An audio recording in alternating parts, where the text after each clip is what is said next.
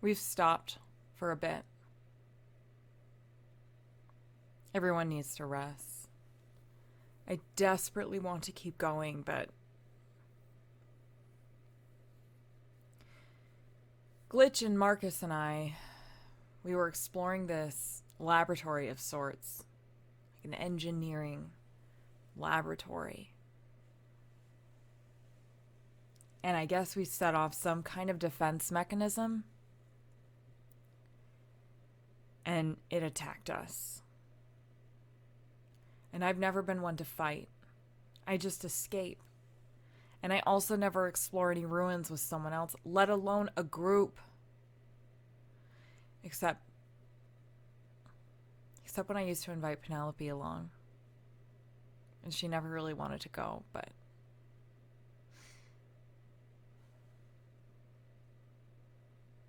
she always humored me.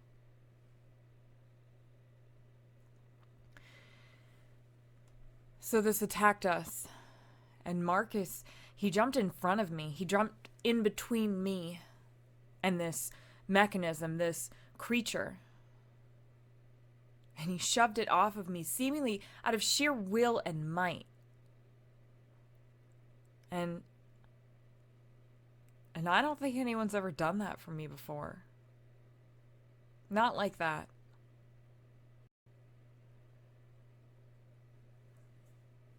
And I ran. Because I know I can't fight. And my body wanted me to keep going. Wanted me to just run and disappear into the shadows. But I couldn't leave them. I can't leave them. I could only stand there and watch. As I did so many years ago. The last time I saw Penelope. So I could only stand there and watch this situation unfold before me as this creature tried to rip them apart. And I tried to help, and I made it worse. So I just stood there.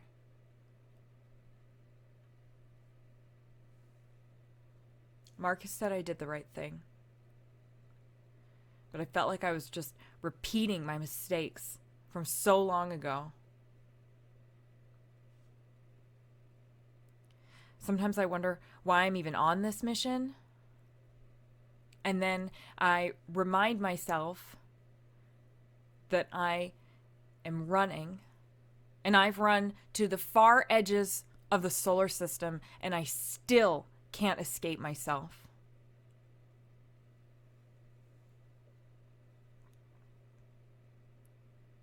Marcus said I did the right thing. He said I did the right thing.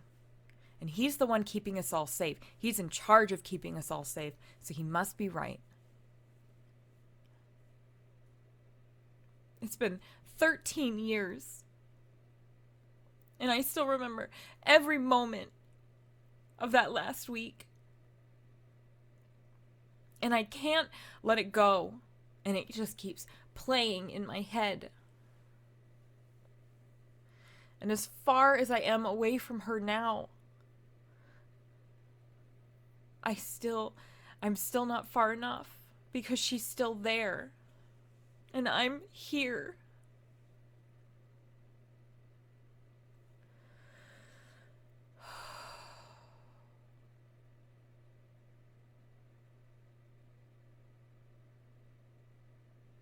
I'm so far away and I still can't escape. I will never be able to escape myself. And I had to get this far to figure that out. Maybe I need to stop running.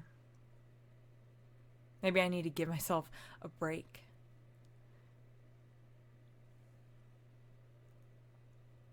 Maybe I need to make peace with my regret. Maybe I need to let her go.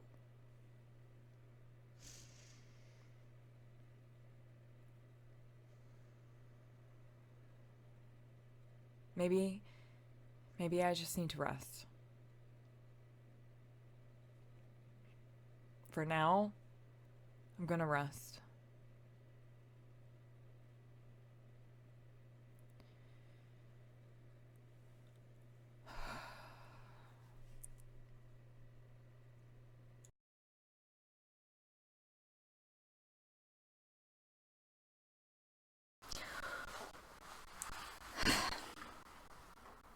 This is Natasha Kane, obviously.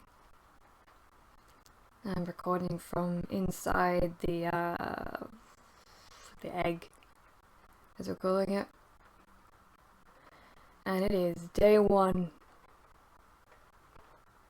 So we're doing pretty well to have gotten this much done so quickly.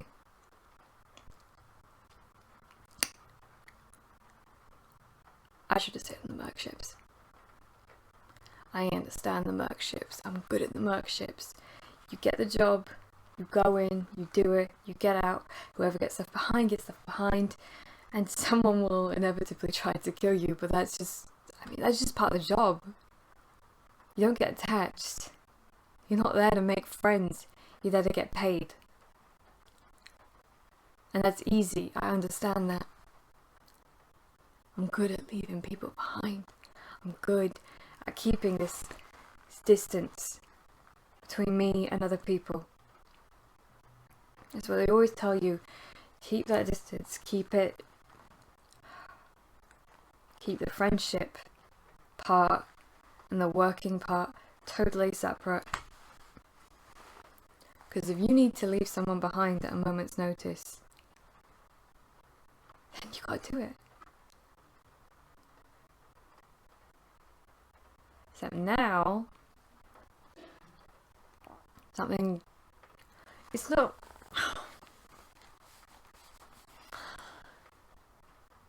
Billy puts the mask on, and I'm scared, and Glitch disappears, and I'm scared.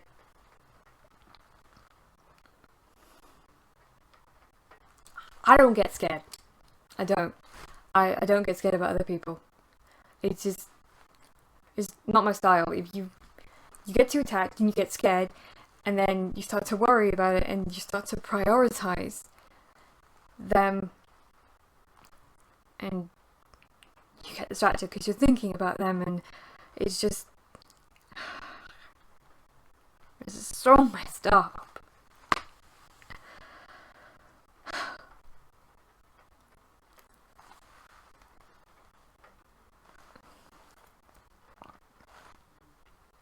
We all know that I'm the expendable member of this operation in terms of rank. Billy's Dr. Lawless is the occultist, Dr. Delgado's the linguist and archaeologist.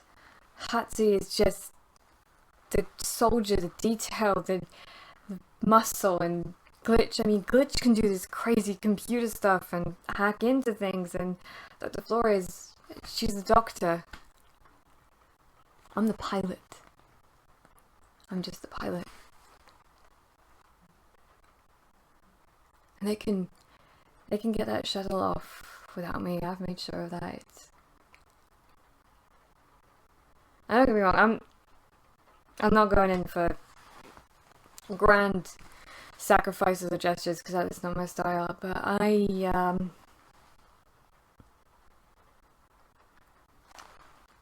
separation thing, the titles, and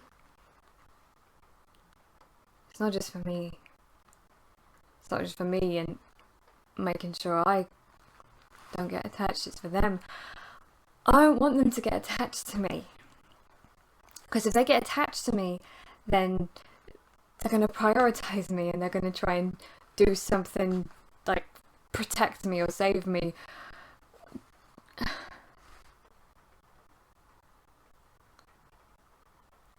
I need them to be able to leave me if I fall behind.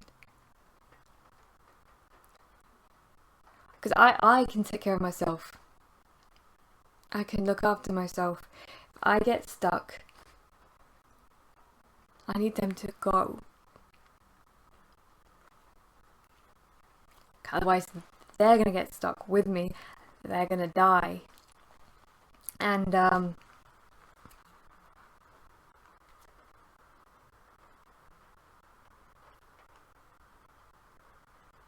want them to die. I don't want them to die.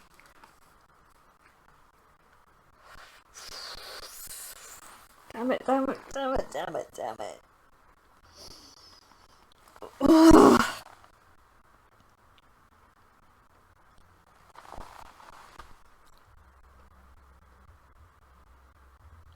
I want everything in me is saying run. Every survival instinct, every bone in my body is saying go. And if this was a merc ship, I would have left already.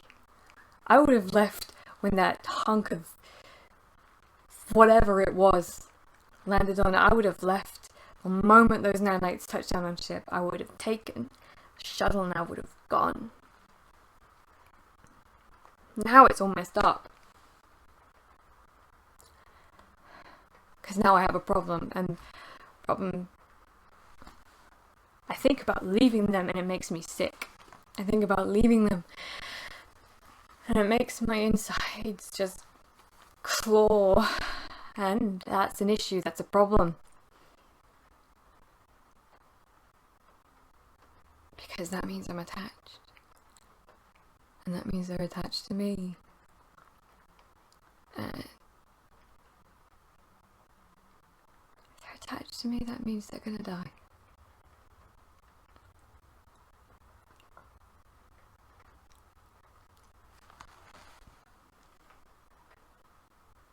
I should get some rest. I should get some rest. Everyone else is resting, that's why we stopped here, but I can't sleep. I don't sleep anyway, but here it's like it's amplified. Every time I close my eyes, I'm back there. I'm back in that place again, and I can taste the dirt in my mouth,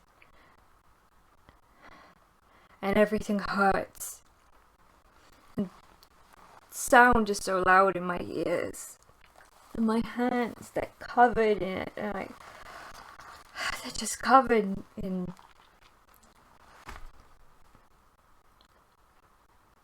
and you're there.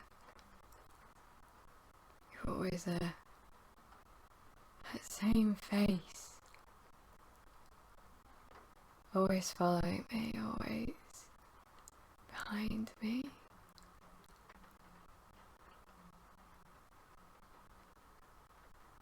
I don't know what you want from me. I don't know what you want from me.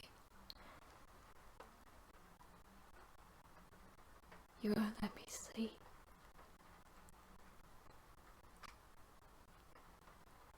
Because I had to.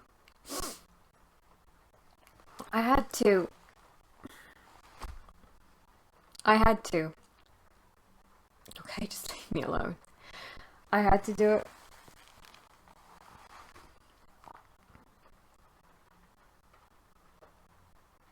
You know what? I'm not tired. I don't want to rest. I'm angry.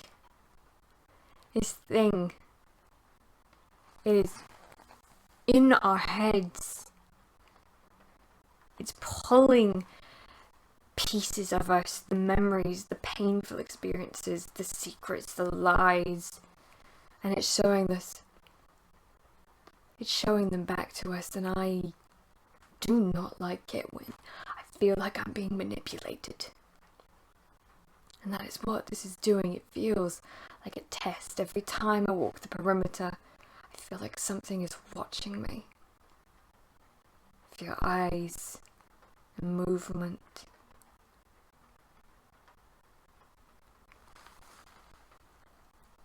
Whatever you want, you're not gonna get it from me. Whatever you want from them, you're not gonna get it. You can't have them. Do you understand me? I'm Natasha fucking Kane, and I say you can't have them.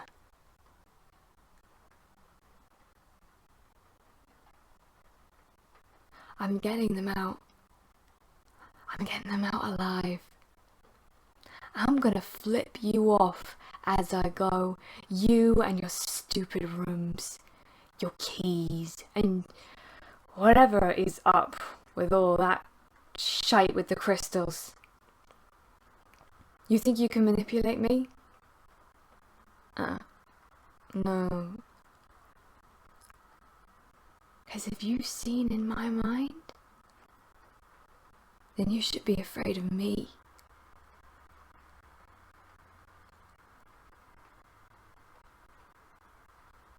You should be afraid of me.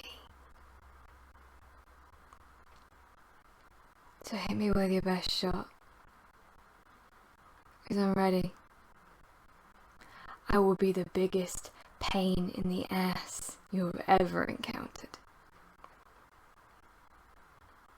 Because I am not going down easy. And I'm not letting you take them.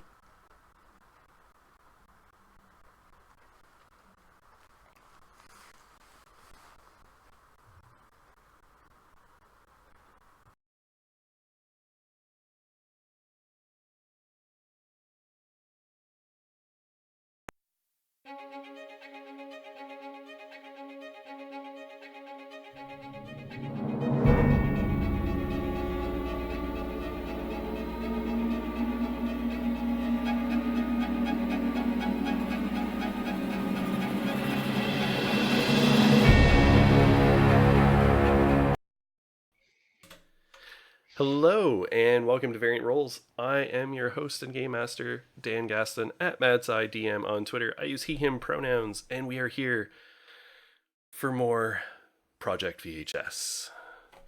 So, I am just going to kick it over to my fine and wonderful players to introduce themselves and who they are playing tonight. And, we will start this time with Val. Hi, my run of not being ready with the mute button continues. Hey everybody, I'm Val. I use she, her pronouns. You just saw who I was playing because she had a long ass monologue. I am playing Kane, Natasha Longshot Kane, a mysterious explorer who dances with a halo of dark matter. Yeah, I remembered it. She also uses she, her pronouns, and everything is going to be fine. Absolutely. All right, let's toss it over to Maria. Hello, I'm Maria. I use she, they pronouns, and today I'm going to be playing Eva Delgado, who uses she, her pronouns, and is an inquisitive explorer who would rather be reading, and is very sad. Yes. All right, we'll kick it up to Taryn. Hey everybody, I'm Taryn. I use he, him pronouns, and I am playing Security Officer Marcus Hatsey, a tongue-tied warrior who brandishes defense as a weapon, also uses he, him pronouns, and is here to punch the sad. Come on, bring it on. Excellent. Let's go on down to Emma. Hello, my name is Emma. I use she, her pronouns. And tonight I am playing Billy Lawless, who is a mystical adept who explores the dark places of the mind, also known as Dr. Ducky. Duckies don't lie. Duckies don't lie. All right, let's go on up to Anders. Hello, I'm Anders. I use he, him pronouns. And tonight I will be playing Glitch, the computer and mechanical engineering officer, who is a weird adept who rides the lightning. Perfect. And we have Quinn. Yes, hello, this is Quinn. Why do I always, okay. I use she, her pronouns. I'm at Quintastic _ on the Twitterverse. Tonight I'm playing Dr. Mez Tilly Flores, who also uses she, her pronouns, and is a perceptive speaker who sees beyond the incalculable. Excellent. All right. Well, I think for a change of pace, I will do the brief recap this evening to start things off. So we started out with brunch, a nice long breakfast brunch where tea was served, feelings were felt, and duckies were exchanged and partnered up. And once we finally continued explorations of the inverse pyramid, everyone, after sort of matching up with the map that they have, decided to go to the fourth room, which is the room devoted to Salmongina. And there they found a withered corpse-like mummified thing seated on a chair with a amulet in the shape of an emerald green tablet, and lots of these canisters that were large enough to hold Martian bodies. After having a little bit of an exchange with whatever was on the throne, which invited them to speak with the dead, Eva had a conversation with her deceased husband, James. And while that was happening, Glitch touched the thing. And one of the canisters opened and animated a goo-covered skeleton, which had a little bit of an exchange with Glitch and revealed that it was bound in service to Paimon. And that's where we ended for the evening. And that is where we will pick back up.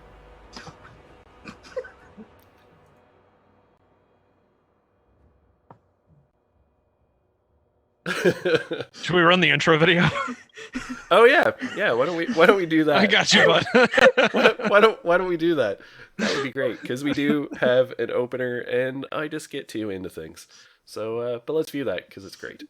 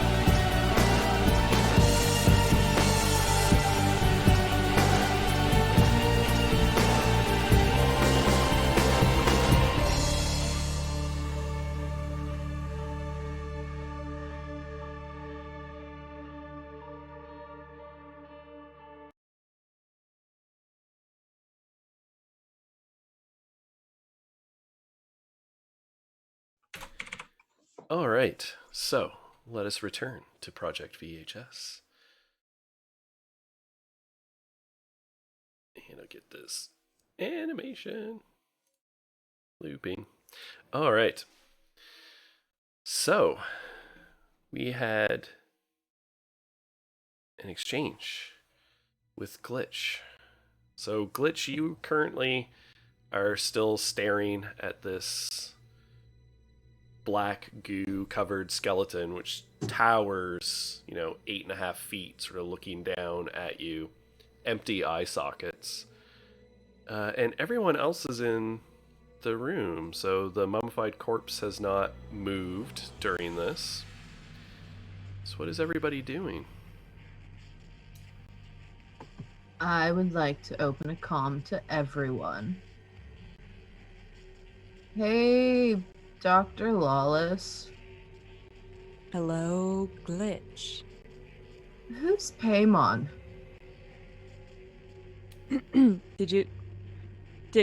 Did anybody listen to the research that I sent out, or no? Did we? Okay. Why? Because this guy works for him. Excuse me. Glitch was walking toward the mummified individual at the front of the room. So she will stop and slowly rotate around on her tippy toes. Um. Uh. Quick point of order. How did they get here? I mean, they were in here already. Yeah, but now they're like here. They're like. Well, so they were goo and bones, and I let them out, and now they're a thing. Hi. Sorry, Taryn. God damn it.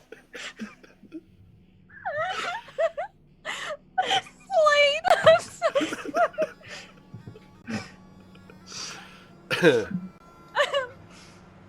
It's fine. It's not panic laughter. It's okay. So Glitch is gonna not Glitch. Billy. I'm having a moment over here.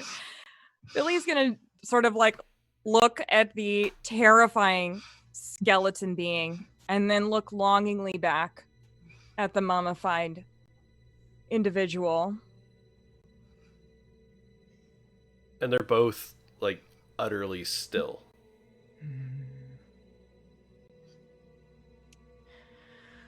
Okay, could I, Dr. Flores? Yeah. Do you want to, y'all? Please, I'm trying so hard right now. Okay. So, Dr. Flores, what's wrong with us? Okay, Dr. Flores. I'm wondering if perhaps we should have a conversation. We should try to have a conversation with this particular skeleton. I think I'm not. No one make any sudden movements. Let's start there. And you're telling me that this gooey skeleton said they serve him?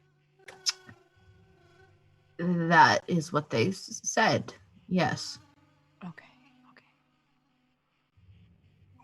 Did they say anything? Did they say anything else? Just still a lot of disturbingly cryptic comments about, beginning and the end and infinity and all that stuff that seems to be a recurring thread in here. Should I try to do we want to talk to it, or should I ask it to maybe go back to bed, or I don't even know if it would. There are no dogs here. I'm gonna probably venture to say that once they have been awakened, it might not be us who could put them back. So I'm so sorry, y'all. It's okay. So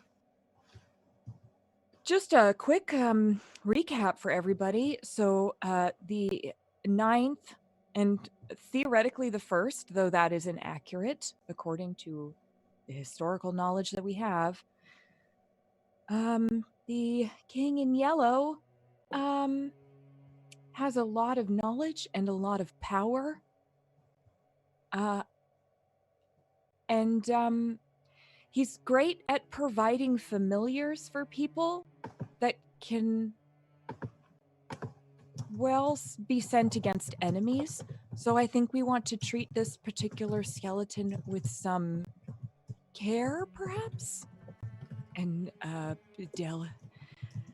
Yeah, there's so much information here. But you said treat the skeleton with care and delicacy. As soon as Kay notices a skeleton, she's just gonna walk over, look him up and down, and go, I've seen worse. The head swivels from Glitch to Kane. There's as goo sort of drips off onto the floor. Empty eye sockets stare. Was that supposed to impress me?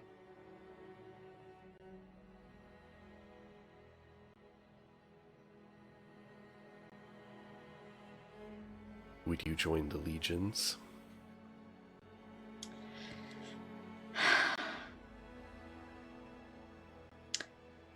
Everyone going no makes me want to say yes so badly. Yeah, shut it. No, Kane's gonna go. I don't consider you interesting enough, to be honest. Natasha, I just want to remind you that you're playing with something very ancient and very powerful. And if you need some context, their strongest loyalties are to Lucifer, okay? So just kind of keep it. Understood. Still not impressed. There is no individual here. I am merely one of many. The infinite legions. We are legion, for we are many.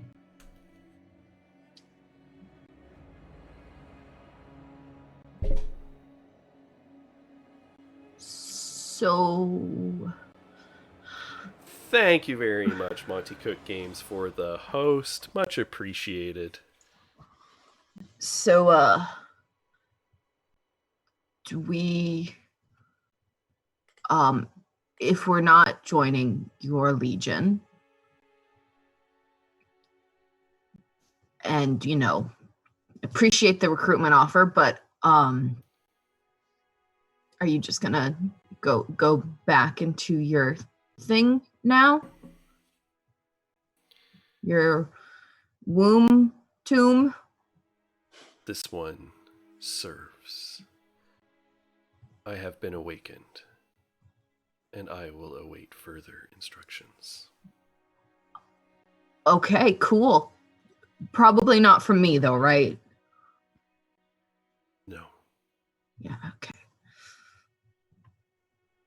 only one may command the legions.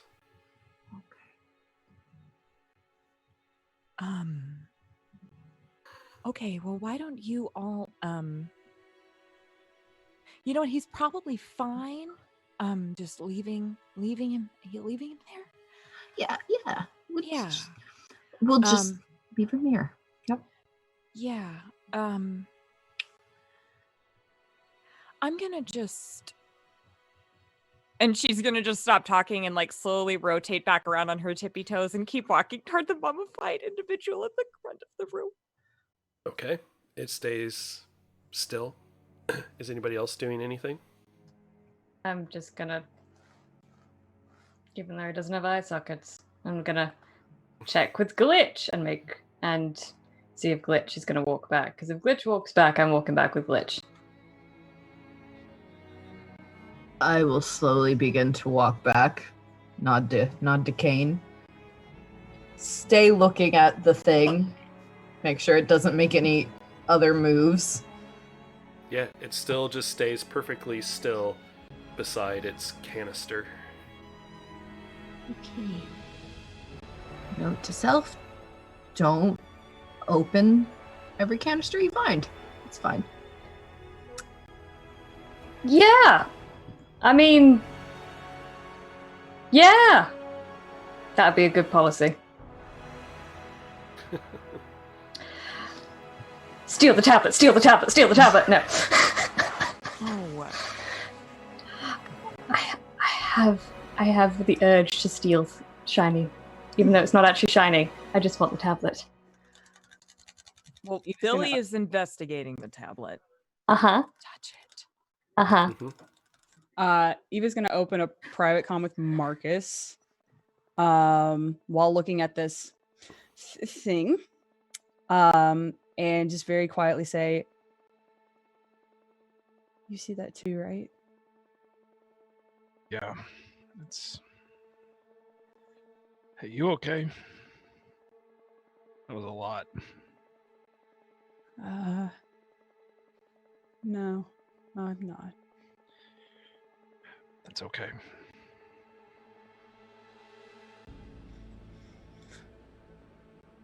She'll just kind of look over to where Billy is moving precariously towards undead bodied person. What are we doing? I think whatever we need to do to figure this place out.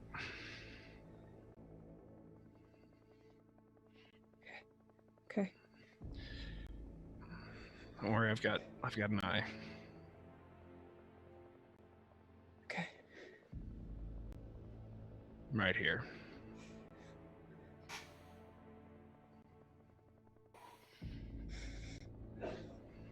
Okay.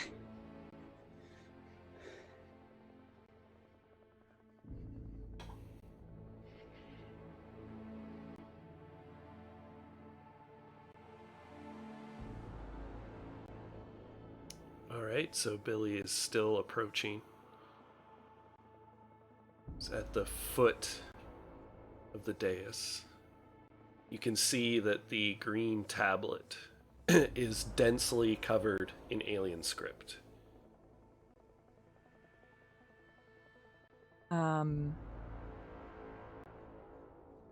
But it is shaped like the Emerald Tablet, correct? Yeah. Yes.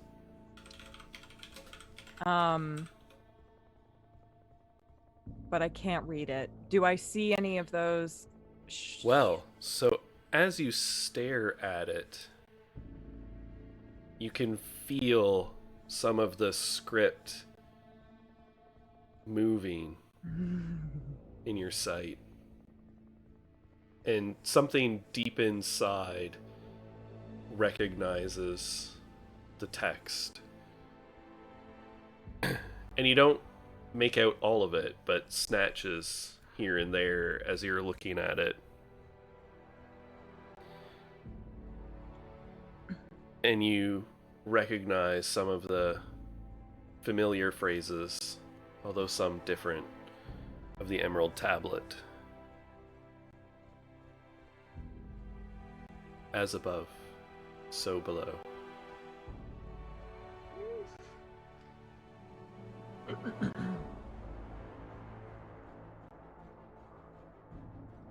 Okay.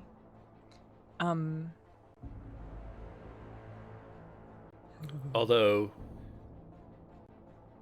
the closing lines are different. I was just gonna ask about that. There's no reference to Hermes. There is, in fact, no author listed. That section is not there. And the last line, which you know as that which I have said of the operation of the sun is accomplished and ended, is a little different. That which I have said of the operation of the sun will be accomplished when all is ended.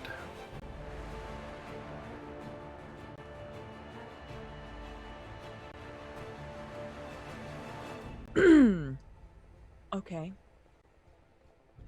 I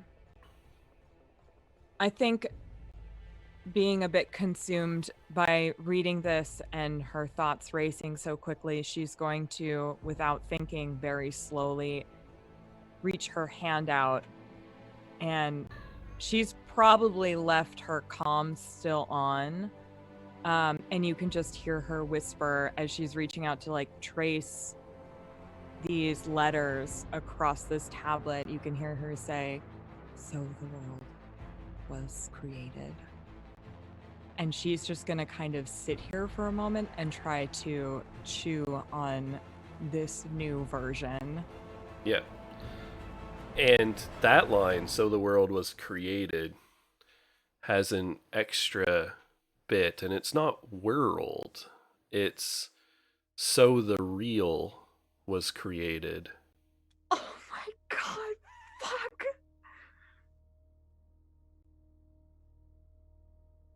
It's fine. I don't have goosebumps or anything right now. It's okay. And there's a line in between. From the void, and to the void shall it return.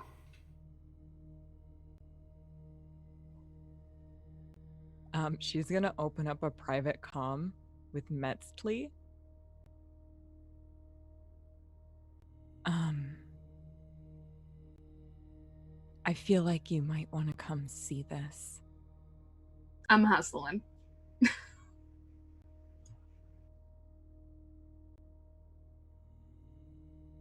And I will relay all of this to her.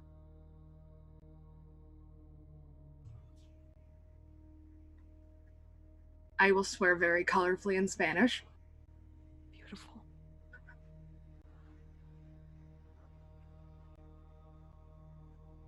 You didn't touch it though, right? My hand's literally on the like tablet right now. It's like literally like I am tracing these letters. Yeah. Oh, right. And you don't. Sorry, I forgot for a minute because you don't have a suit on. So your finger is tracing the tablet, and it's not cold to the touch. It's warm.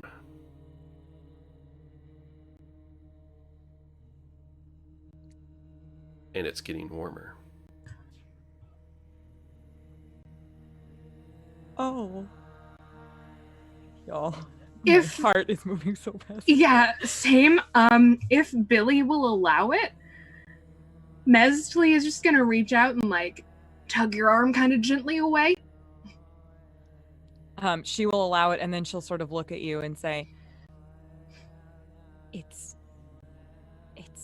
warm. It's like getting hot. Well, that's not good, probably. Or maybe it is good. Maybe it's wonderful. Maybe. But we don't really know. So. We don't know anything. Well. What if and as Billy is saying this, she's going to very slowly and delicately place her hand on the mummified individual. Like on his like maybe knee. I don't want to be presumptuous here. So I'm going to just really delicately with like my fingertip, because I just want to see temperature wise if they match it. No, the mummified corpse is like matching the like ambient temperature around you. It's just the tablet.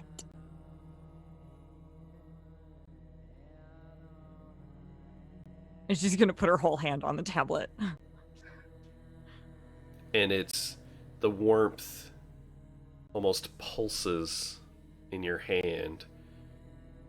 And you can feel the golden, pallid chain mask that covers your head almost imperceptibly tighten a little bit. And you can feel a squirming in your soul.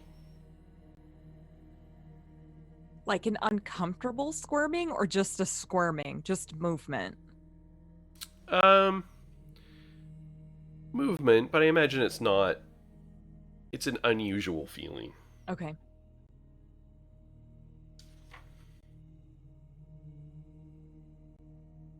Well.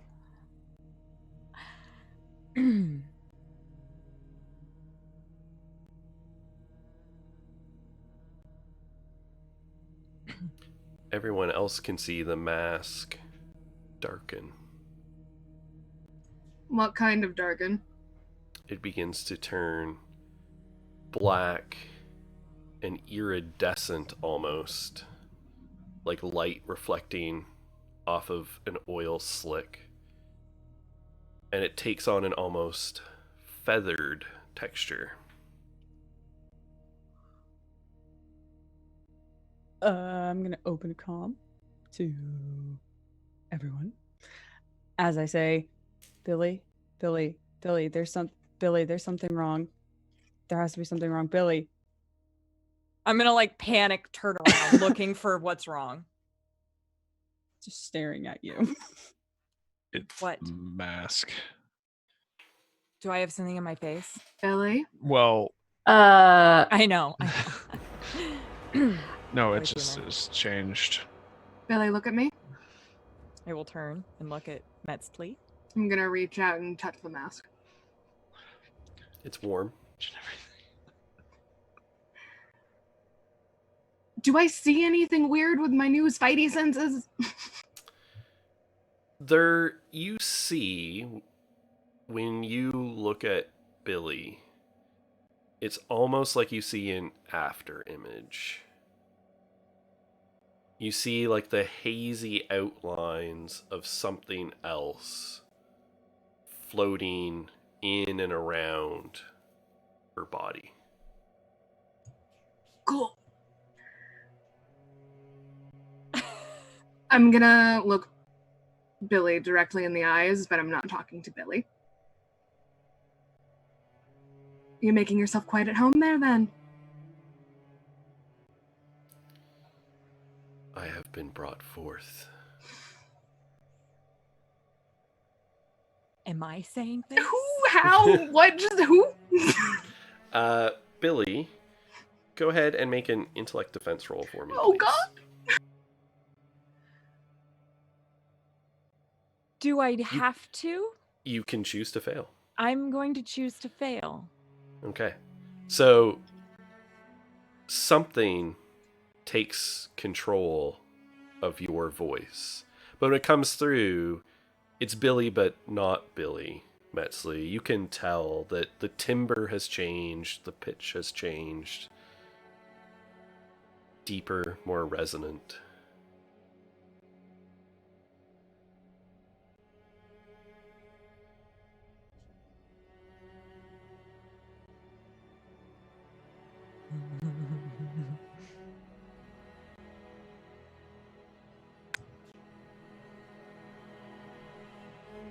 Oh, God.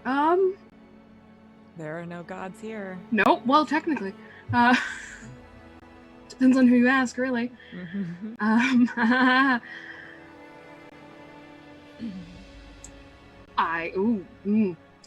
got nothing. Fuck.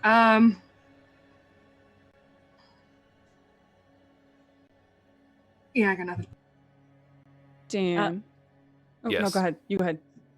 I just wondered if I think at this point I would kind of just put my hands up and do what Ava saw me do on day 1 of our awakening, and I am going to trace some runes through the air, and I'd like to use my supernatural skill, seeing if I can identify or understand any supernatural things going on here.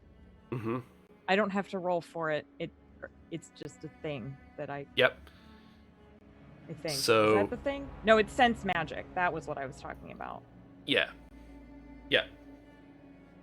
So, yes, you spend the intellect associated, and your magical attunement sort of ripples out through the room, and everything is touched in this place.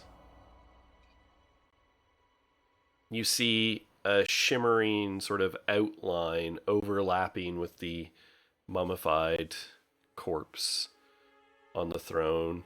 You see a similar shimmering outline around the animated but still skeleton. And there's sort of a low level pervasive sense as if power is pooled and concentrated here. And as you look around, you can actually see, you know, that squirming out of the corner of your eye that you've seen? Half seen images, runes not quite in focus. And you can see them liberally covering the surfaces. And they move, they're animated, and in your sight, they're something beyond three-dimensional. They stretch across place. The runes anchor and breach through the veil. and bring something else close. Oh my god, y'all. Dan, I have a question. Yes. I have an ability I would like to use if this mask, if I can perceive it as a living creature. Yeah. Okay. In So in a manner of speaking, depending on how can we stretch living. okay. Okay. Is it something that can dream? Yes. Okay, perfect. I would like to spend 2 intellect points. Mm-hmm.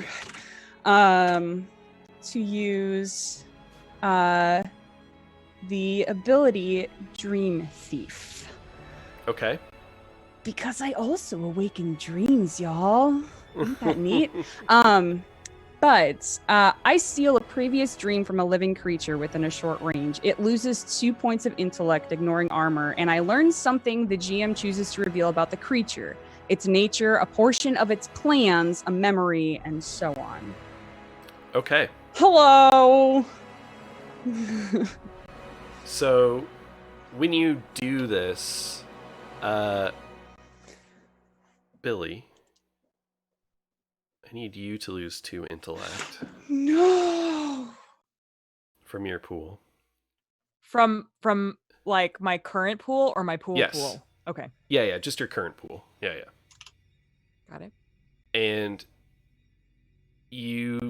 the mass sort of like tightens in this like fear reflex, pain. You can feel it, but you are sort of you perceive yourself as the filter.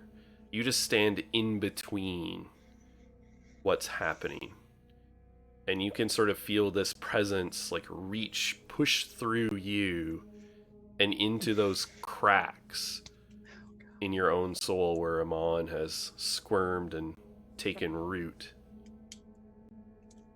And then you feel something pulled out.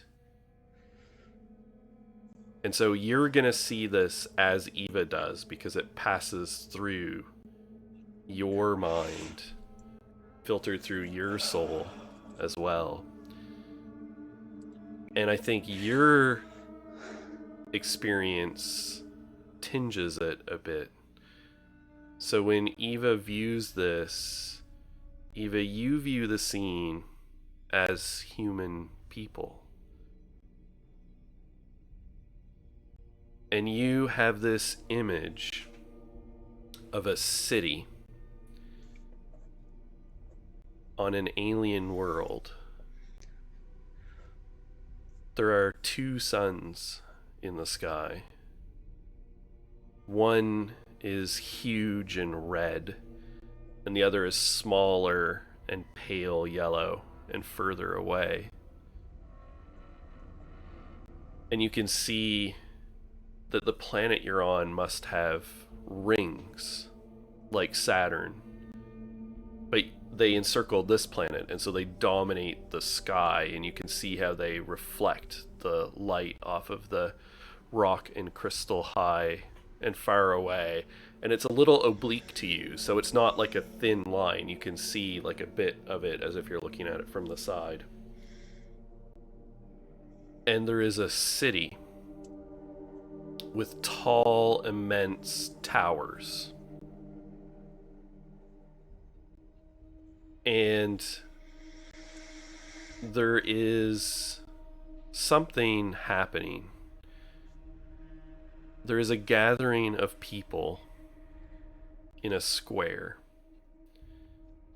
And they are standing in front of a podium. There's like a raised dais with a podium. And there is a person at the podium yelling into the crowd. And you sort of pivot your point of view until you sort of match the person and are looking out over the crowd. And the crowd cheers. One word. Amon.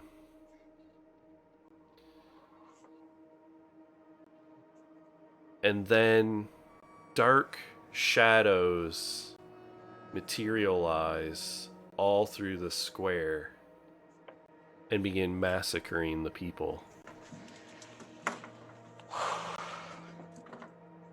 And Amon is forced to kneel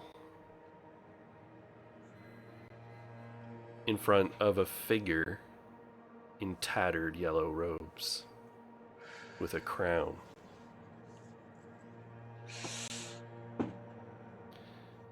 And the figure just says, Amon, how you disappoint me in your rebellion. Your little cult will serve me. And you, I have special plans for you to serve in a different way. And the snippet of dream ends.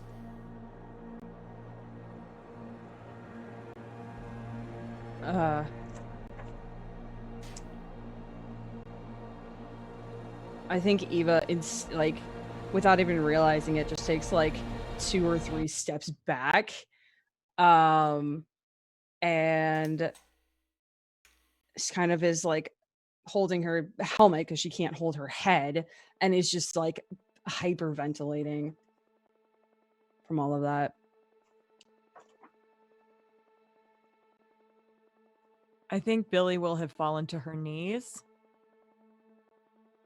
and is just gonna sit there, like gently, like touching her face.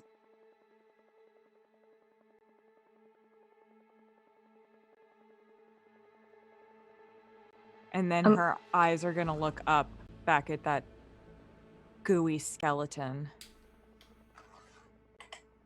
and open comms to everybody and say,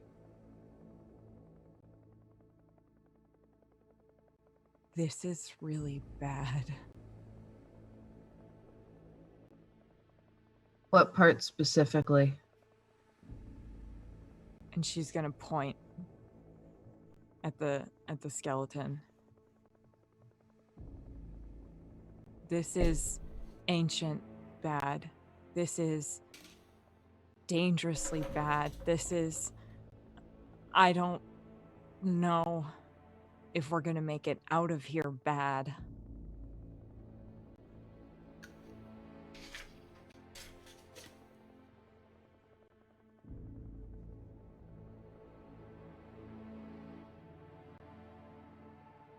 And then she's gonna slowly look up at Metzli and quietly say, Ducky?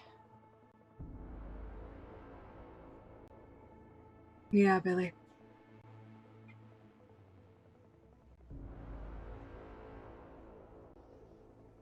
I think we're in a lot of danger. I think so too.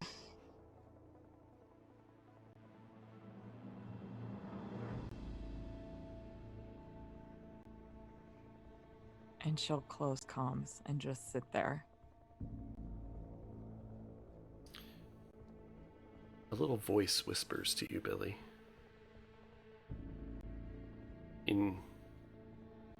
Deep inside. Can't see me right now. I can help you.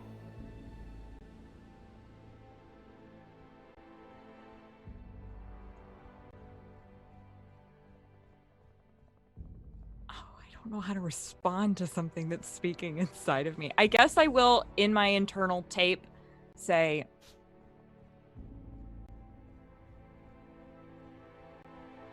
okay then. Let's do this. Oh no, I don't know what I did, but that's, sorry y'all.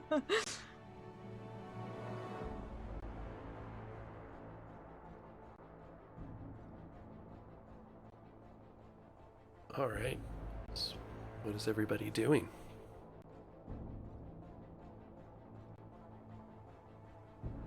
I'm going to look at Marcus and kind of gesture my head to Ava, and I'll go nod, and I'll go to Billy. Yeah. And is Billy still kneeling? Oh yeah, she's absolutely on her knees right now. Then Kane will kneel in front of her, and if she'll let me, I'm just gonna put my hands on her face on the mask again. And I'm gonna look into her eyes, or whoever's eyes I see. And I say, remember before. I don't care what you are. If you hurt her, I will rip you apart. And then I'm gonna look at Billy. It doesn't matter how bad it is. It doesn't matter how scary. We are going to make it out of here.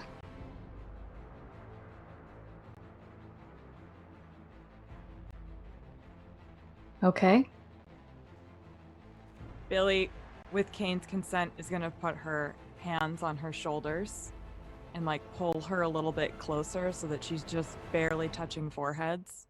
And she will say very quietly, I know. I found some fire.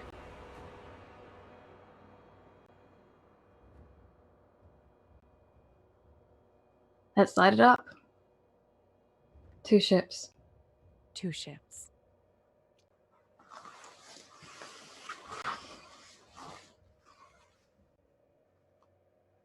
And then I'm gonna steal the tablet. No. just right behind, like, yuck. just like skeleton chasing after me, like, it's fine, don't worry about it. Pay Kane, off, what do you Bill. have there? A tablet. No! But yeah, Marcus will open a comm to Ava again and just kind of take a couple of steps to close that gap that was there. Just, hey, what's going on?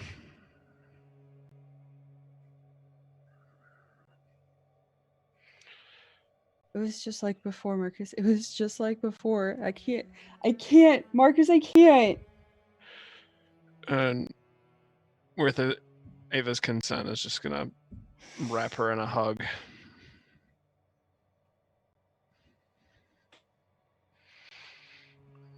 Just, you don't have to.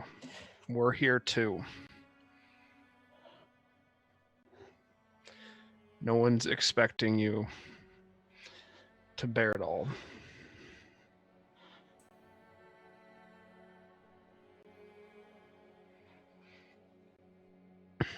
I don't even know what I saw, Marcus. You don't have to know.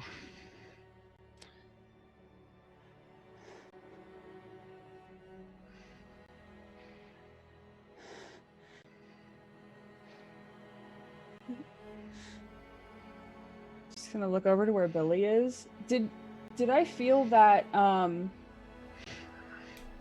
guess not really pain, but like did I feel like I pulled something from the creature or from Billy?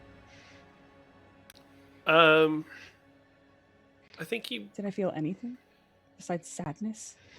Yeah. The constant feeling. Like it worked. I think you Okay. have no reason to sense that it hurt Billy. Okay.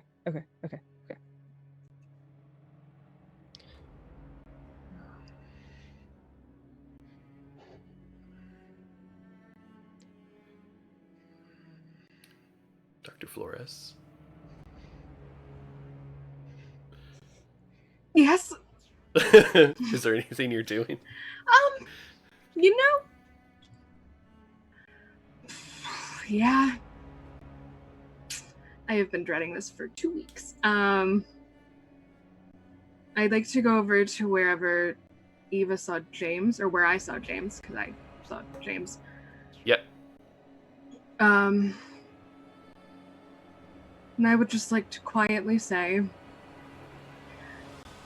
Dr. Emiliano Flores.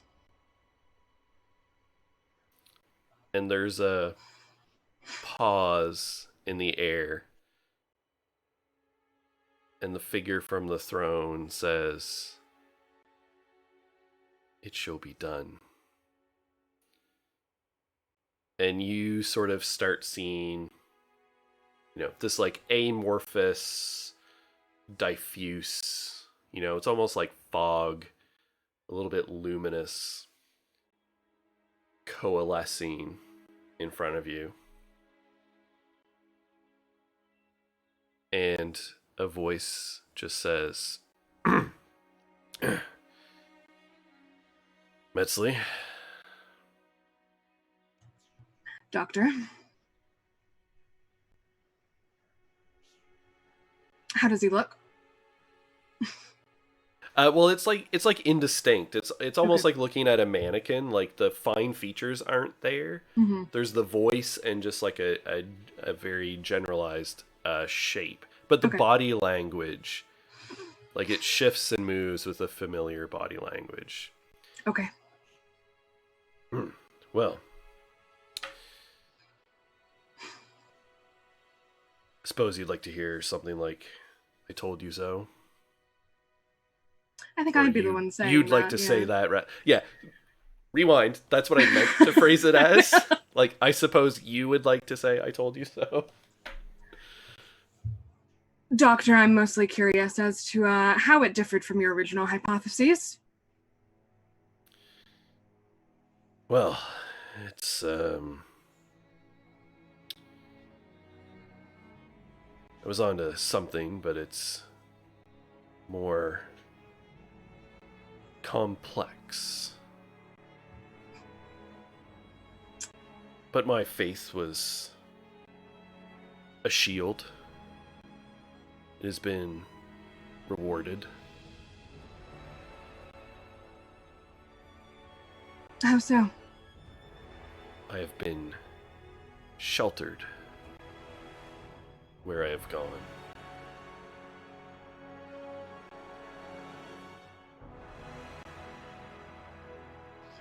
Well, isn't that something?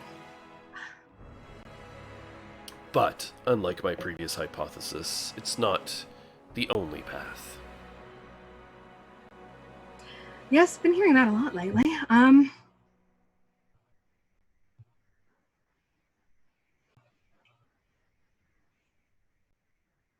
Have you seen her? No. Really? No. But this place is not what we said.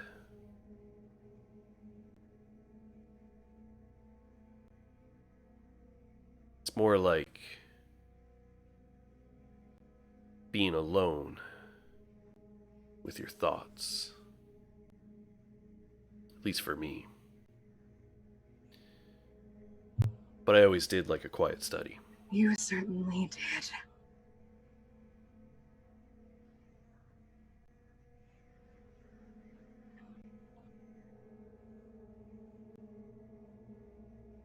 How much are you aware of outside of your own afterlife about it, or is it just...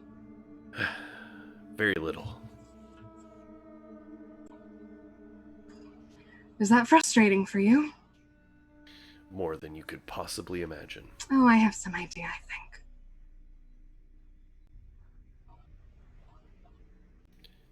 Can't say I've really figured out how any of it works. But time is meaningless, non-existent. It's both like I haven't spoken to you in 1,000 years, and like we spoke a second ago. Interesting.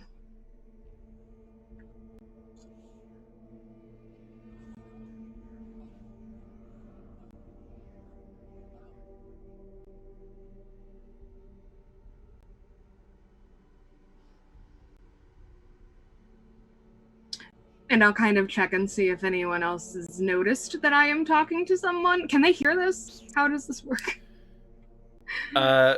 Yeah, that's a very good question. I would like it if they couldn't, but Unless you have your external speaker on or your comms, they don't hear you other than like they hear a muffling that you're talking, right? Because you're not in vacuum. right. So there's going to be a little bit of sound waves, but it's like the teacher from Charlie Brown. They hear like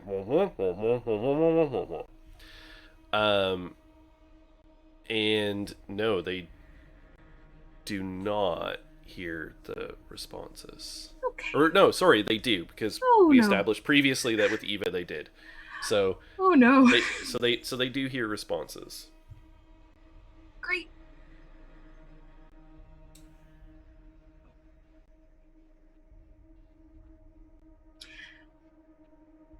Do you remember the last time we spoke, Doctor? Of course. How would it make you feel if I told you that dream of yours is probably coming true right now?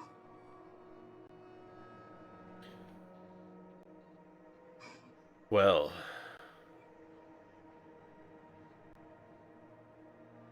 I don't know. Maybe a little I told you so from you as well, I assume? Perhaps, yes.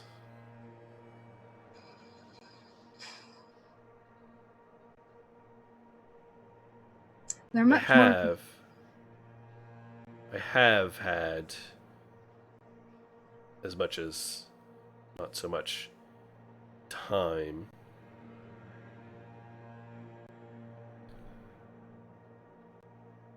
I've had reflections.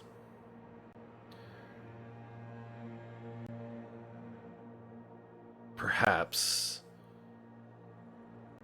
I erred somewhat in my reaction to what happened to her.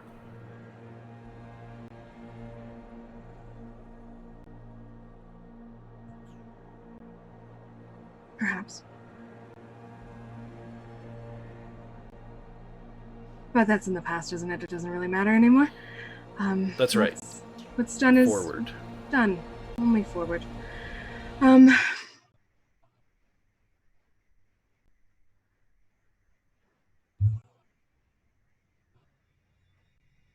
So you haven't seen her at all? No. Okay.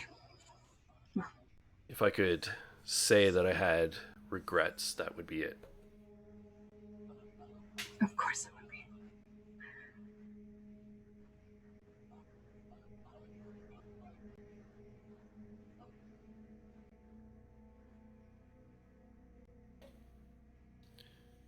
There are things out there.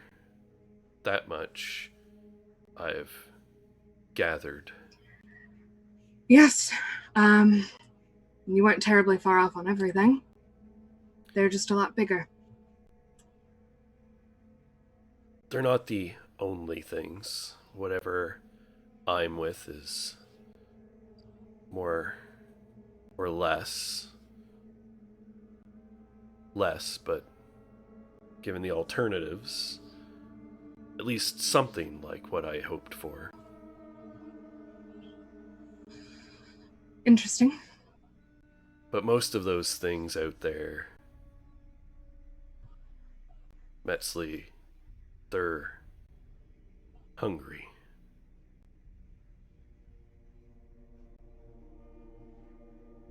Yes, I got that sense as well, Doctor. Tread carefully. Accepting their influence invites judgment.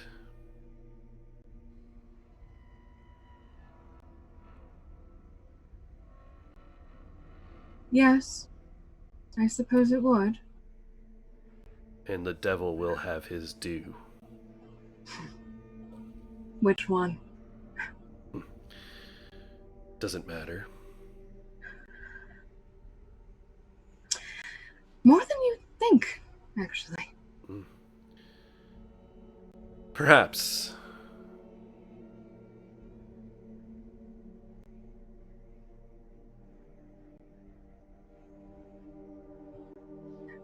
I just want to make it perfectly clear that this was all scientific and there was absolutely no ulterior motive for this. Of course. The work is important. Yes. More important than family. Well, you have surpassed where I was, so I suppose some congratulations are in order. You've pushed the envelope.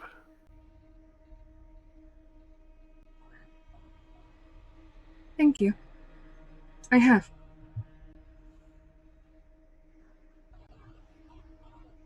I have.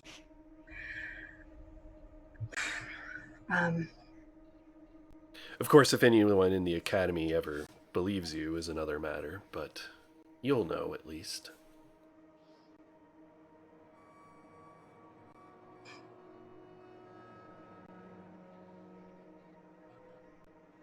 I have more than enough evidence, I think,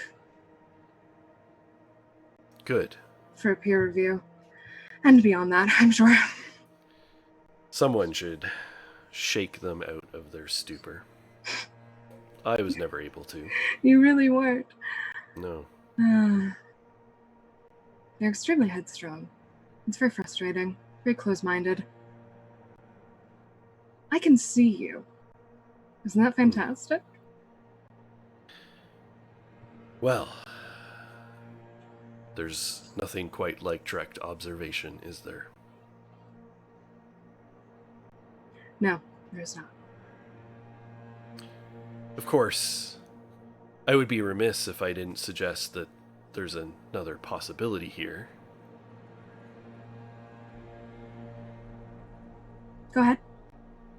Well, any good scientist must be sure to test their hypotheses, yes? What are you getting at? I suppose a good alternative hypothesis to this is that you've, of course, gone irrevocably mad.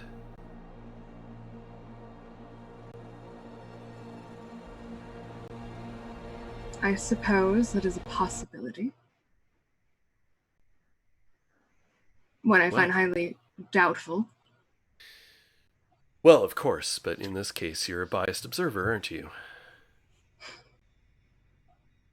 You're not wrong, Father. Well, of course. I do rather hope that you prove that your hypothesis is true, as opposed to the alternative. I really would hate to think that I was merely a figment of your imagination. I think I would have dreamed up something much more interesting to study. You did always have a sharp wit, Mesley. God, I wonder where I got it from. Well, I suppose that's another area where I can take some pride. I didn't say I got it from you.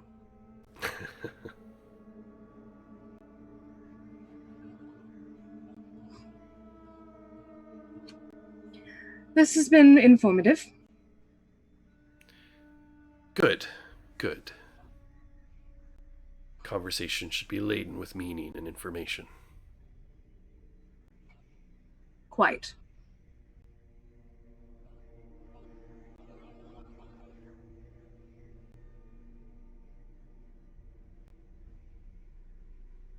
Well, I do rather hope you manage to publish all this. I will. Be sure to cite me appropriately. I won't.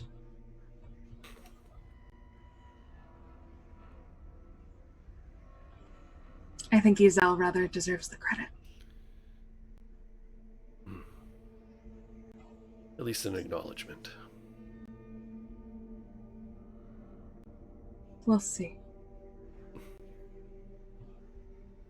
Well, I suppose you won't, but... No, I'm afraid I won't.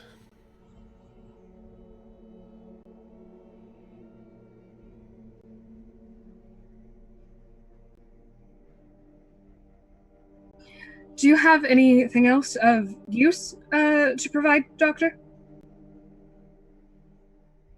Well, no. Very well. Then I suppose we're done here. And sort of as you think that, you can see the figure sort of dissolute and drift back from whence it came.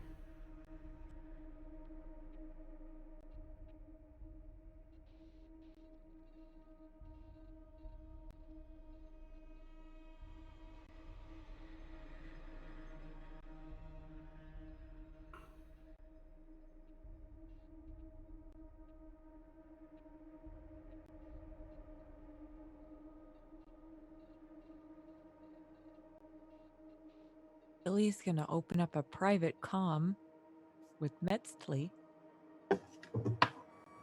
and simply say,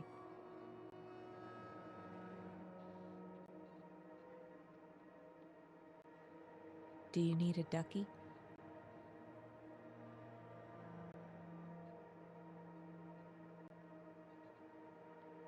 I don't know. I've never had one. Billy's gonna stand up, walk over, and she will stand next to her, close enough that, oh, you're in a suit, so she'll stand close enough that you can know that she's right there, and she will say,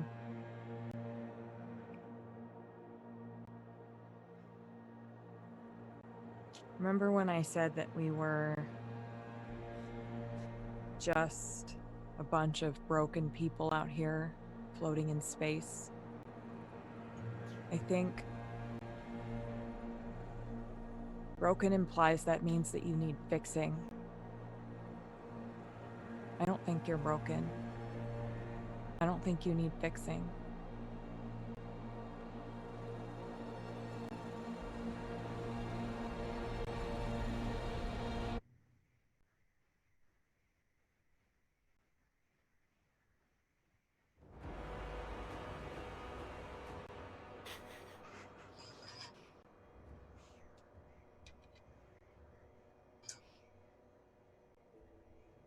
I don't think I do either.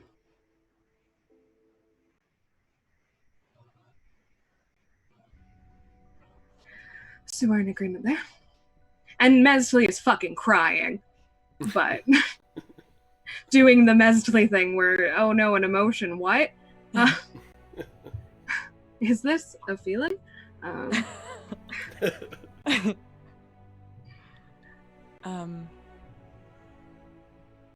But I don't... I guess that doesn't mean you can't ask for help. And sometimes that just looks like letting someone in, or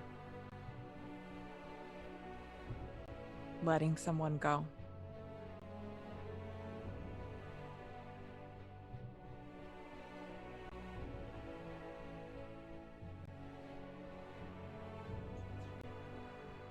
How do you let go of someone that you never really had?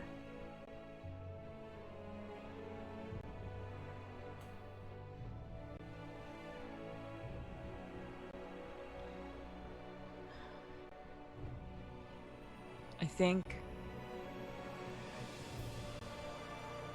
that's just grief. And grief is just something you hold and you carry and you grow around and you grow with. And grief is that bicycle that gets stuck in trees and the tree just keeps growing. So maybe you'll always have that, but what you do with it, how you grow around it, maybe you can grow enough and you don't really see it anymore.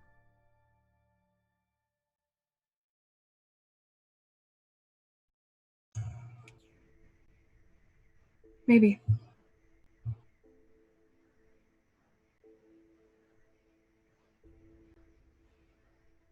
Did you see that? Oh, yeah. Yeah, I saw it. I heard it. Great. But anyone who saw that, no one's going to use it against you. And why wouldn't they? It's perfect. Why would we? That's the question. Why would we? I don't know. Why would you?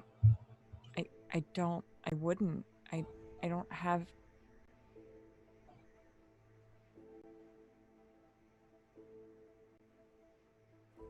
We're all in pain here. We're all scared. And we're in the middle of space. We're on the edge of it, actually. And we're not going to make it if we don't give a shit about each other. We're not going to make it if we don't hold on to each other. And we definitely will not make it if we try to work against each other or hurt one another. I've got things I need to let go of too. I really should be listening to myself. I might have to replay this conversation for myself later. But I think we all have something that we carry, that we grow with.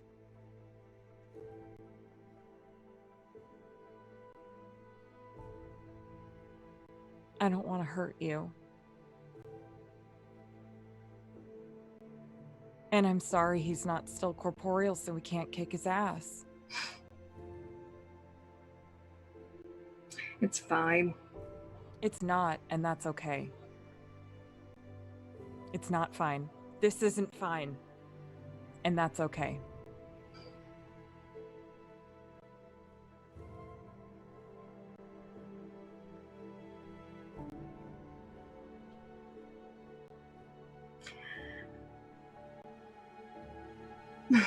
I think we have more important things to deal with than the unresolved issues with my deceased father. I would argue that there is nothing more important than that.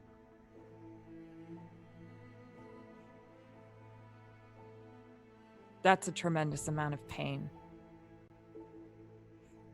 It's irrelevant. It's incredibly relevant because you're unable to communicate its relevancy.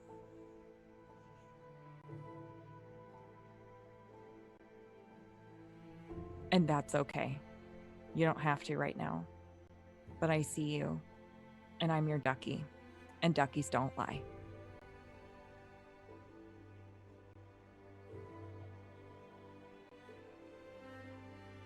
I'm gonna close comm. I'm going to very gently, with her consent, like just nudge up against her, kind of like an elephant nudging up against. It is allowed but not reciprocated. It's fine.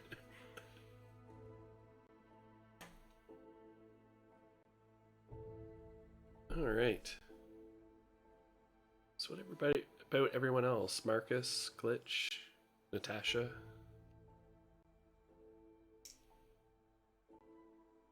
While this is all happening.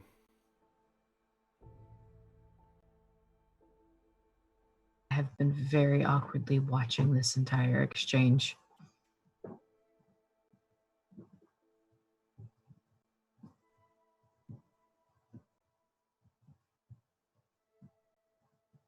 I open a comm to Metzley. And I say, you know, I know how to break a nose 4 different ways. I could probably convert it to a corporeal thing. Just gonna leave that out there.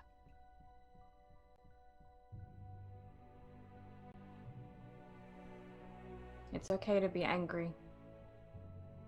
And it's okay to be mad. Just because they brought you into this world doesn't mean you owe them shit.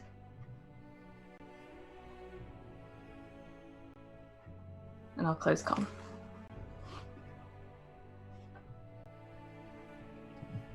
All right.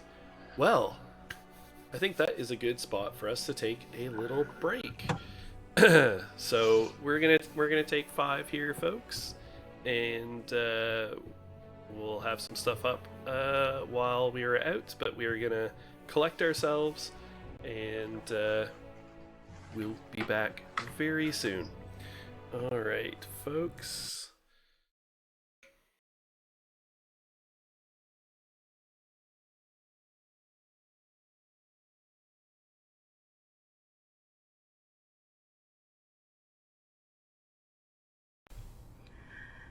I know I should get some sleep. It's been a really big day. But every time I start to fall asleep, I see my father. It's been a very long time since I saw my father in dreams. Not super out of the ordinary, though. And I keep thinking about the last time we ever spoke. At the end of his life. I was away at school, and he called me in the middle of the night. Frantic, saying he had had one of those dreams of his again, you know, the ones that he always swore came true, and as far as I knew, they always did. He was pretty remarkable. He said that he saw me stranded somewhere, alone, covered in this veil of darkness that he couldn't really explain and he could barely see through, but he knew it was me. Wearing a crown of daggers, surrounded by his demons and other malicious entities, the kind he'd been studying and following his entire life.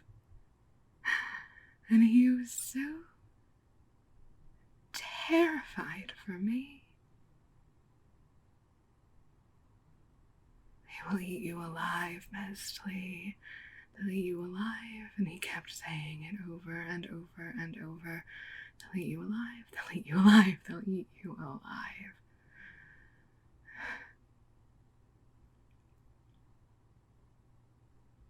I never understood how he could be so terrified of something he spent so long studying and understanding, and we didn't have answers necessarily, but he had more than most. And I've always known they existed. It's not a matter of belief, it's a matter of fact, and small-minded people who don't understand that. But I've never been afraid of them. Not like he was. I think that's a good thing, especially now. But maybe he was right. Maybe I should be afraid.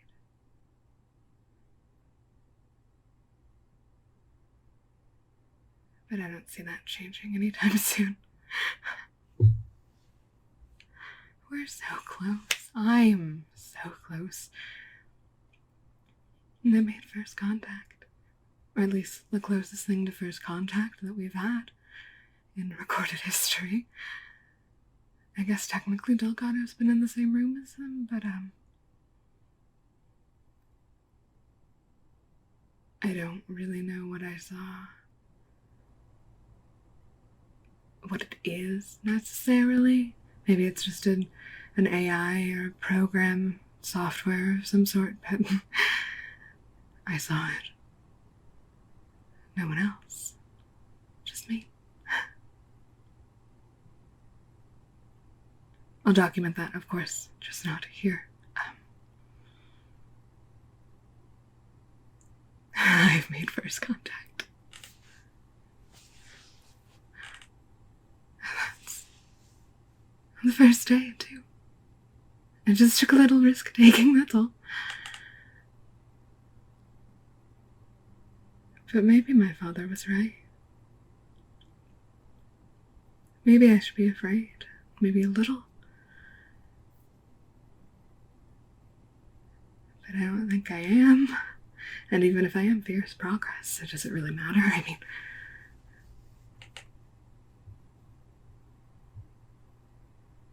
Besides, there are so many easier meals here.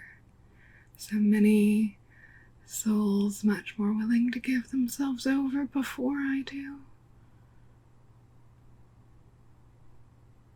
Besides, maybe they'd like to play first.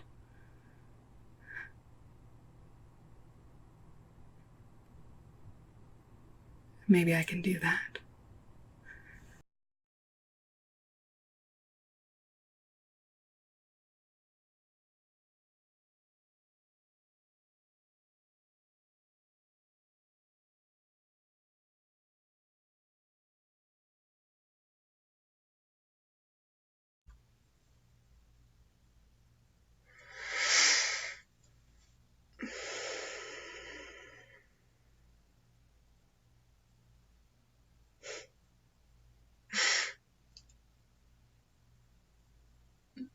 I don't even know how to start this. It's December 17th, I think. And we're on the outskirts of the known solar system inside of a giant egg. God, that's weird to say.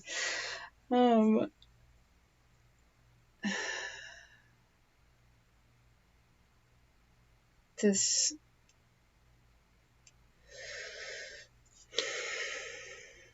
we stumbled into something way bigger than anybody back on Mars or Earth even speculated about. And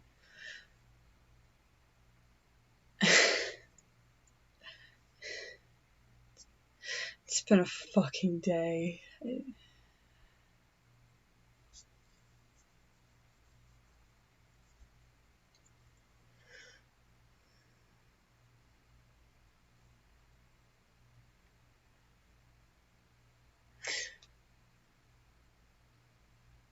You know, you would have thought that all of this was the most amazing news, that you would have been beside yourself with worry and also excitement, and I would have told you how ridiculous and adorable you were and how much I missed you, and I would have tried to get one of these tablets back home to you somehow, just so you could figure out how it worked. And everyone else would have been so jealous of everything here. They worked so hard to...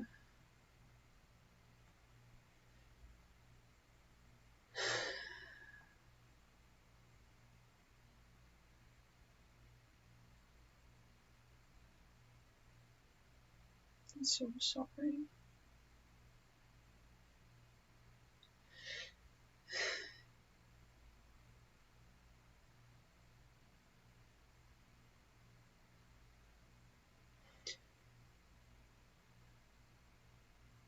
Billy keeps telling me that it's not my fault, but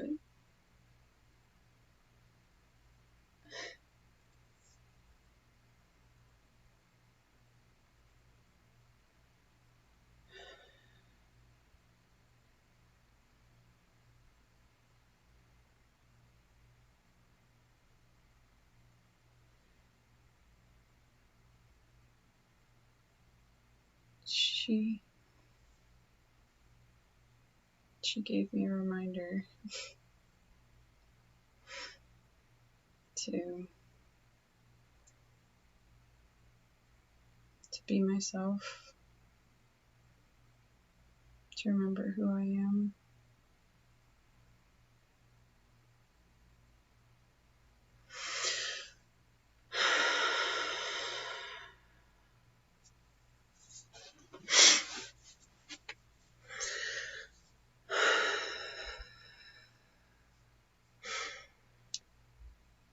My name is Eva Delgado. I was the sole survivor of the Martian pit incident, and it was not my fault.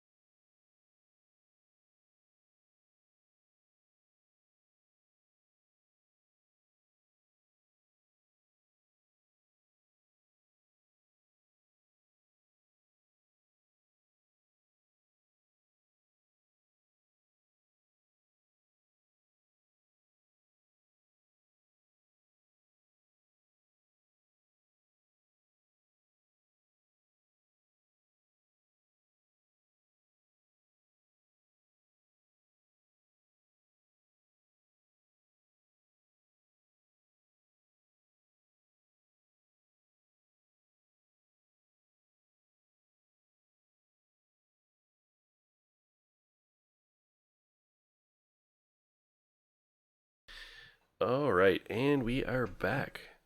Welcome back, everybody. Thanks for sticking around. And I guess we're gonna pick up and see, after all those deep emotional cuts and speaking with more dead relatives, what is the crew of the UNS Erebus going to do now? Where are we headed? I would like to go speak to our new goo friend again. The goo skeleton? The Yep. goo skeleton. But this time I will tap Kane so I don't go off on my own again. Kane is Okay. just like looks towards the goo skeleton and is like, gonna, no? Okay, we'll do that later. Has it moved at all? It has not.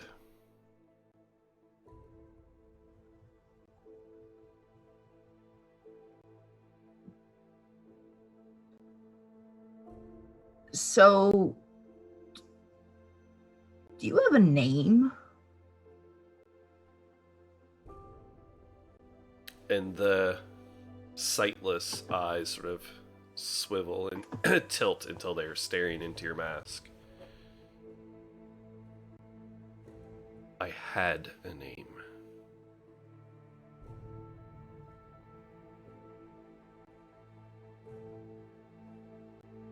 Who has it now?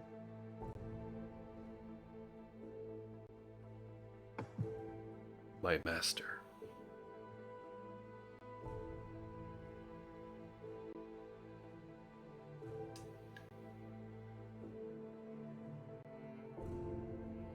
Is that how they keep you here?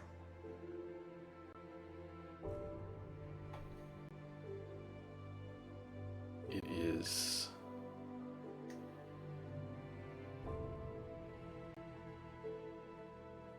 a side effect.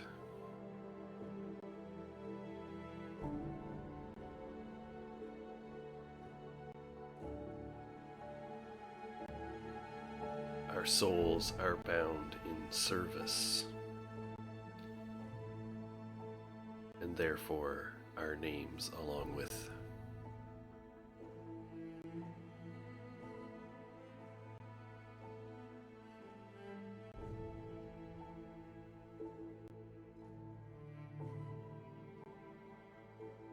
So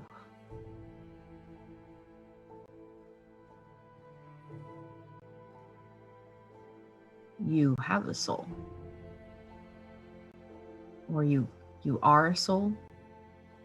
Yes.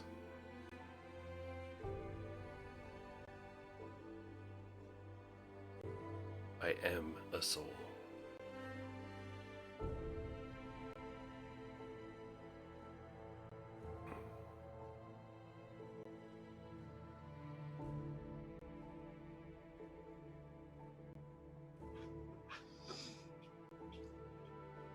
What were you, before this, back when you still had your own name? What were you then?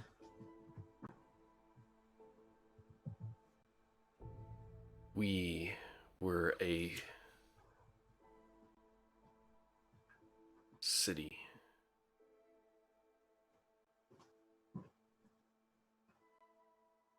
We called ourselves the Silenese.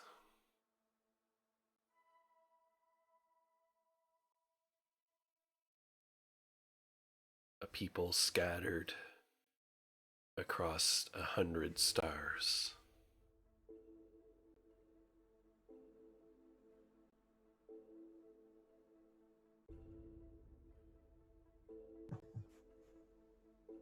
And how did this happen?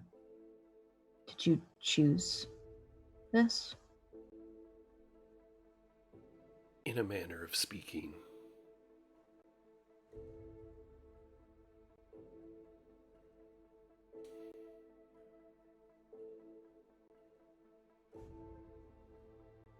One among us rose to prominence, leashed the 100 worlds to his will.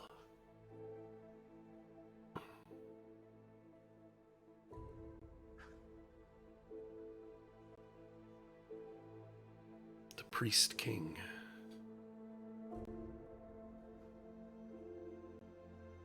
Of our fairest city. Carcosa.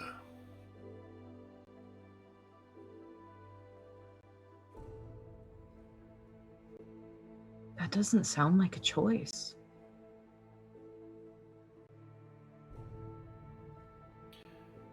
What is choice?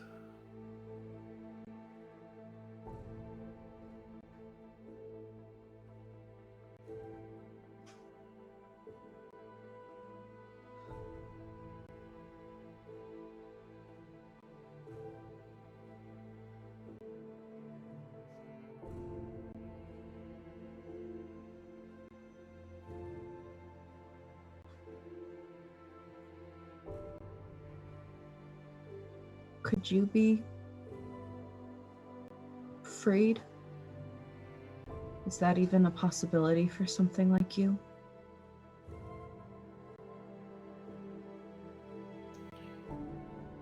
Perhaps.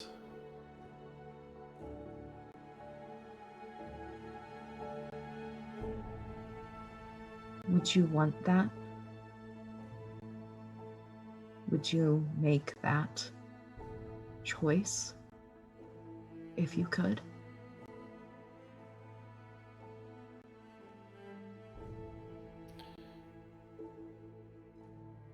I serve.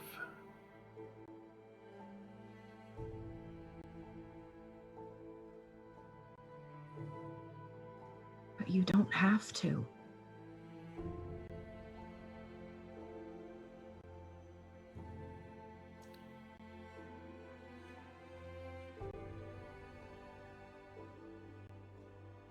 There is strength in service,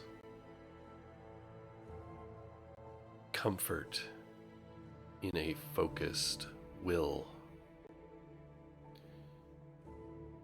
greatness in numbers. I serve.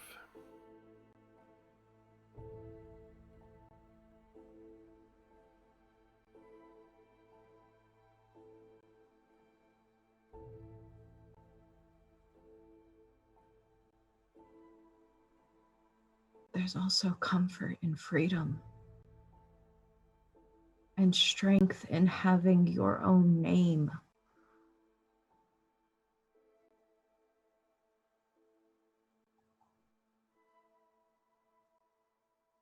How could you not want your name? I do not want.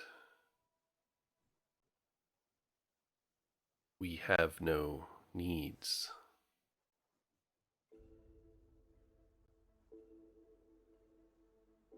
We are but shards reflecting the greater whole.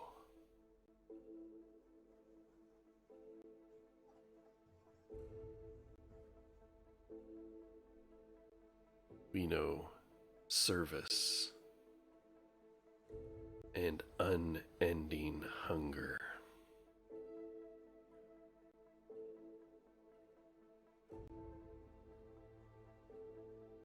What are you hungry for?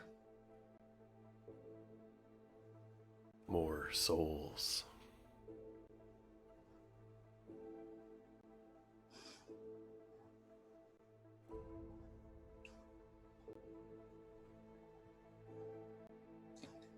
And how do you get a soul? There are many ways.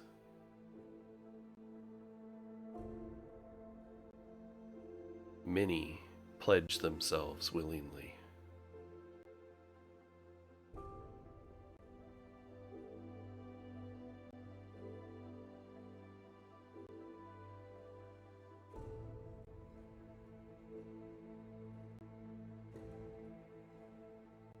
Is it possible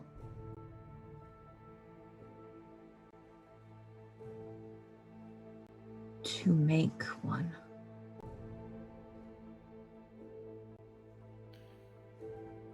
To create and imbue a soul, I know of no such thing.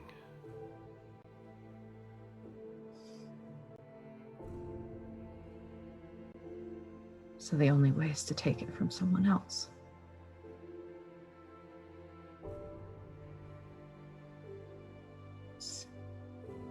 It's like energy.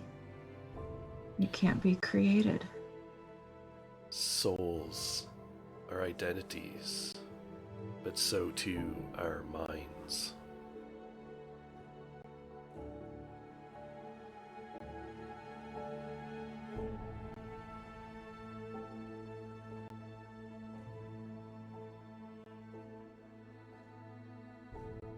Perhaps your answers lie deeper within.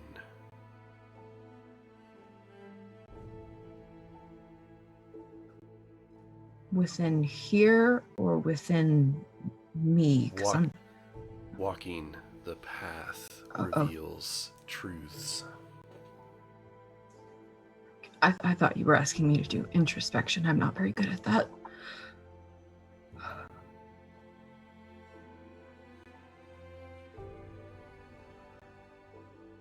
As within, so without. Okay. So, The purpose of the path.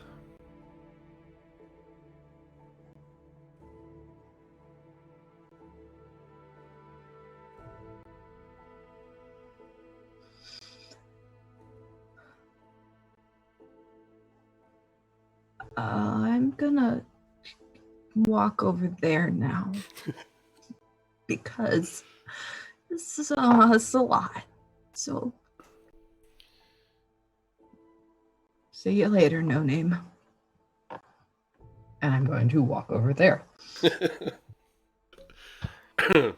I'm gonna open comms to everybody. All right, everyone, square in.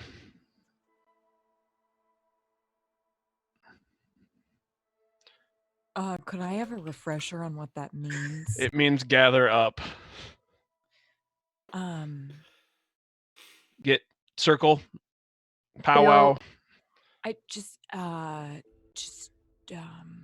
gonna stay by the dead thing. Can we, for 1 second, focus on us?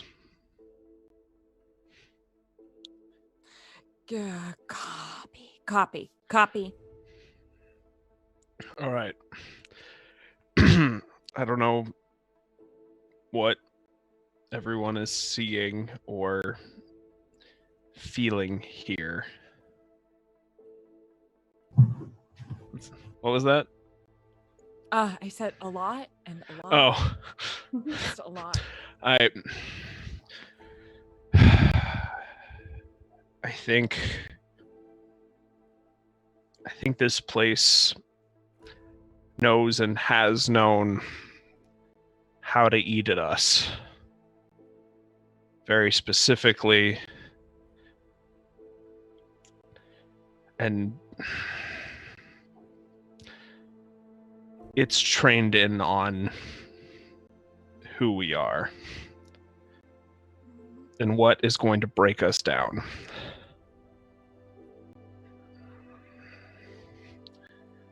So we're gonna, and this is something I know I hate. We need to talk through it.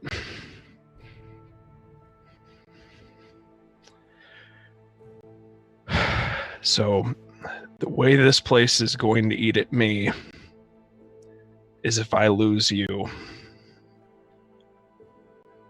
It's going to tear you from me, just like everything has been torn from me before. I can't, I won't let that happen again. But I need you to know that it's not just a need with this group, it's a... I care. So...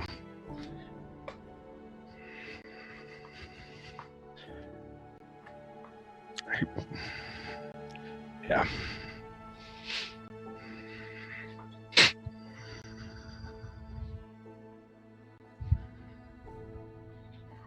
Are you talking, Maria? Oh, sorry. Yes. Eva is going to, with his consent, reach down and hold Marcus's hand. Yeah. He gives it a tight squeeze.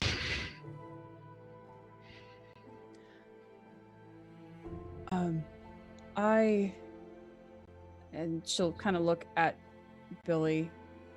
I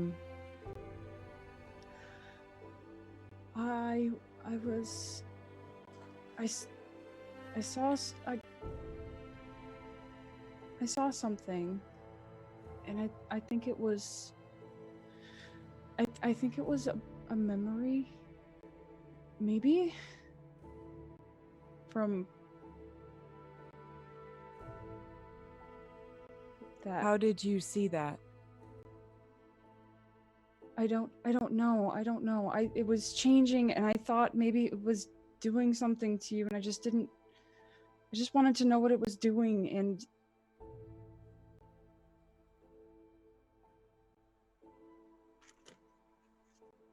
I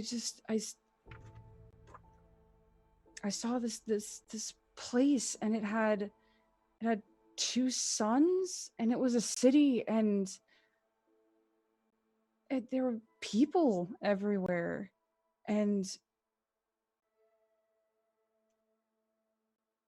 Amon was there, real, like full, and then the shadows appeared and killed everyone.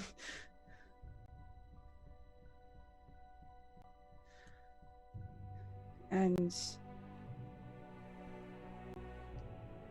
I think Paimon was there.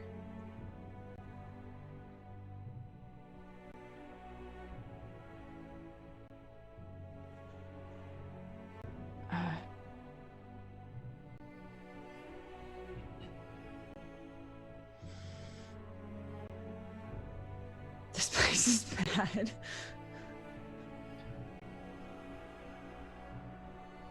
I think this place is bad, not because of the one that I'm carrying, but because of that. And she's gonna point over at the skeleton. It was the king in yellow who destroyed those people.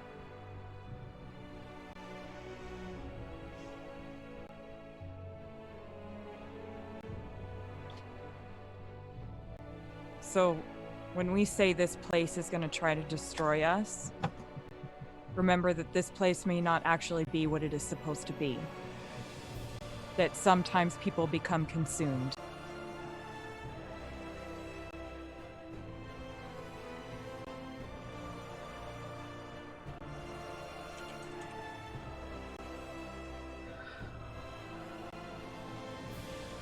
At this point, Glitch has shifted down and is sitting on the floor. He's gonna just kind of... He's enslaving them. Or he did.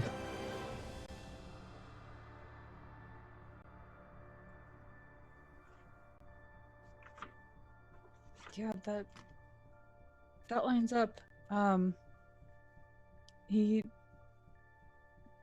They said something about the rebellion or cult or whatever Amon started, that they were going to serve, and that Amon had a special purpose.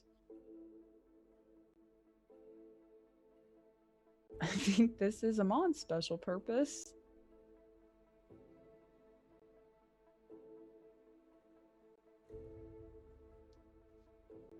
Are you all familiar with the story of the golden calf? No.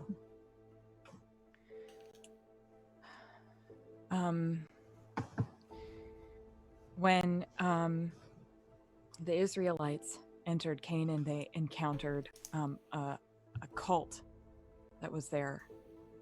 And it led to the story of the golden calf, which is essentially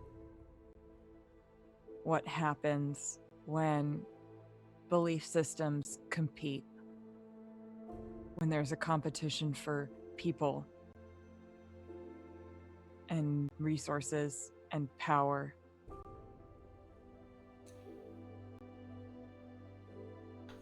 And what Ava and I saw was a vision of a group worshiping Amon in some form. And the Pallid King did not like that. He didn't like that one bit.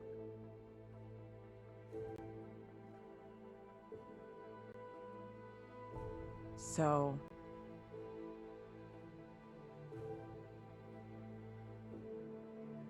I don't know what kind of war we are witnessing or witnessing the aftermath of here, but the Pallid King wants his souls, and he'll do whatever he needs to do to get them.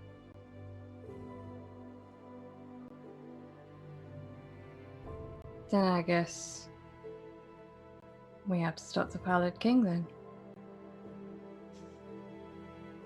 I think this is a dangerous conversation to be having in this room. Do you think that they don't know that? Everything that we're thinking already? No, but he's got hands, and I'll gesture towards the goose skeleton. Honk. Honk, honk. Untitled goose skeleton. Instead of hatred. objects, he steals your souls. Am hatred. It's the shiny gold soul at the end of the game. I'm so angry. That's fair. Agreed. But I had a thought. And I'm gonna walk back towards the corpsey poo with the emerald tablet. I think I'd rather like to study that up close. Hey, Dan, Yes. can I intrude? Yeah! Of course. I would like to attempt to use unexpected gift. Mm-hmm. An NPC hands you a physical gift you were not expecting, one that helps put the situation at ease if things seem strained, or provides you with a new insight for understanding the context of the situation if there's something you're failing to understand or grasp. Absolutely. This is a great use, our first use of player intrusions from the revised Cypher system. Money Cook Games, y'all. And so, yes, as you're approaching the withered corpse, which to this point had never moved, it had spoken, but even its mouth did not move. The speech came from elsewhere. There's a creaking and cracking sound as its arms flex upwards from where they had rested on this chair. And there's the snapping of dried ligaments and calcified joints. And its withered claws grasp around the emerald tablet. And they jerk down as whatever chain was holding it snaps.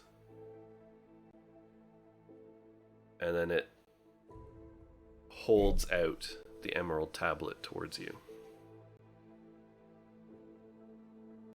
Having not closed comms, you will hear a faint fuck. And I will go and attempt to take it. And not die.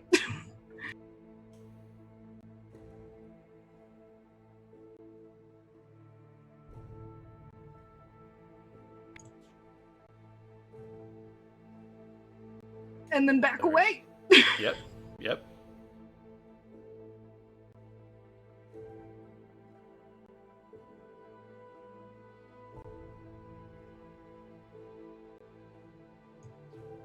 And I'll just kind of turn and look at Billy and hold it up like I don't.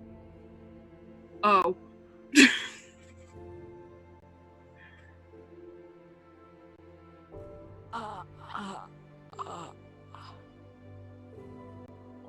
Let's go. Yeah. Quick clarifying question. Yes. Does taking the tablet mean do we feel like we can no longer talk to Monsieur Mummy? I don't know. Let's find out.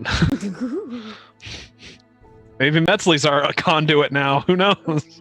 Oh God. Speak with the dead. Oh, that's no. fine. Okay, I'm gonna go over to the place where all the other dead people chilled out. And I'm gonna see if I can talk to the mummy or whether it's closed now. What up? It's your girl Kane. That is so perfect though, because that's exactly what people do when they're nervous. Like, Yeah. What? What's that? And there is no answer.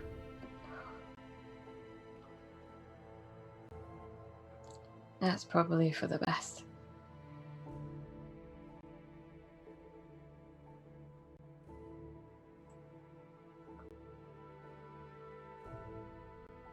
I'm gonna make sure my comms are closed and say, I really, really, really hope you're not in here. And I'm sorry if you are.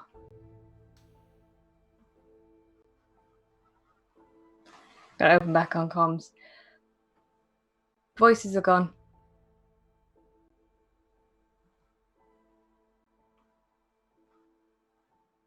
Billy's gonna run over and touch the tablet. Yep. Is it still warm? It's not.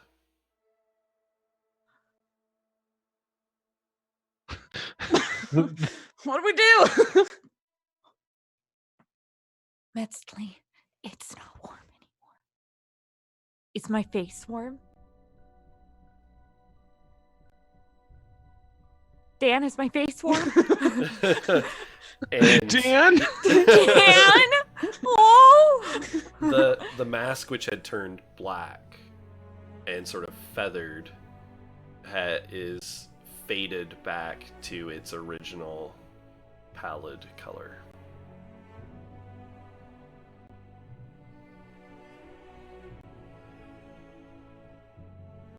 I'm gonna internally say, are you still there? And there's a little whisper that sort of rises up. I'm here. Cool. We continue the fight. Okay.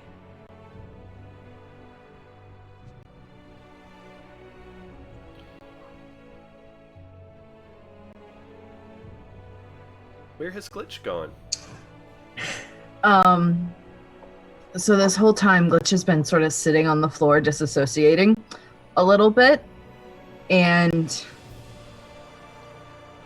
he didn't notice this right away, and it's happening so slowly that likely no one else has noticed yet either. But the nanites that he is made of are slowly disconnecting from one another. The sort of electromagnetic communication that they share is separating. And as the nanites slowly lose their combined structure, they sort of move into the material of the floor. And he has been slowly, inch by inch, sinking into the floor because he also exists out of phase.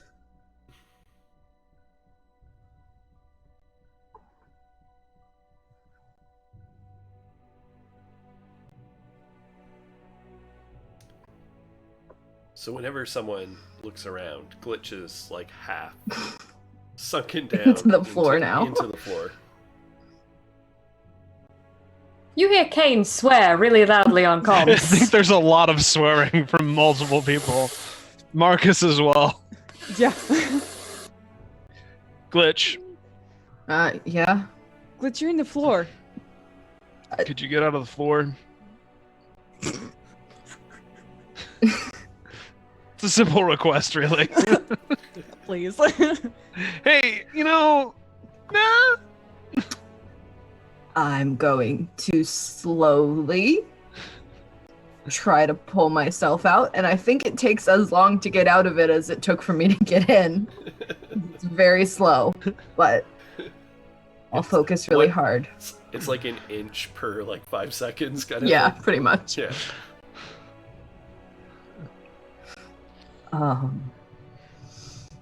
That's new. Well, that seems to be happening a lot.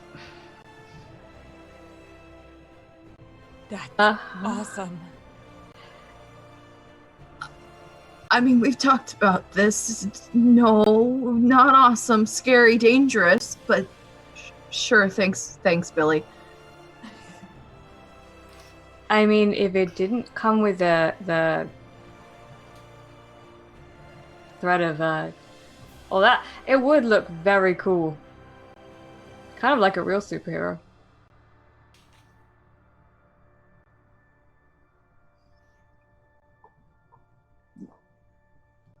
Are you okay? Yep, doing real good. Glitch, you're real bad at lying. We should move to the next room. Agreed. I say Mhm. with a death grip on the tablet and Yes. eyeing the goo skeleton suspiciously. So which room? Oh, yeah. are you moving to? Exit stage right, not pursued by a skeleton. Pursued by no bears. None. No bears, No no, bears. skeletons. So Nay, you're nay. in room 4. 4.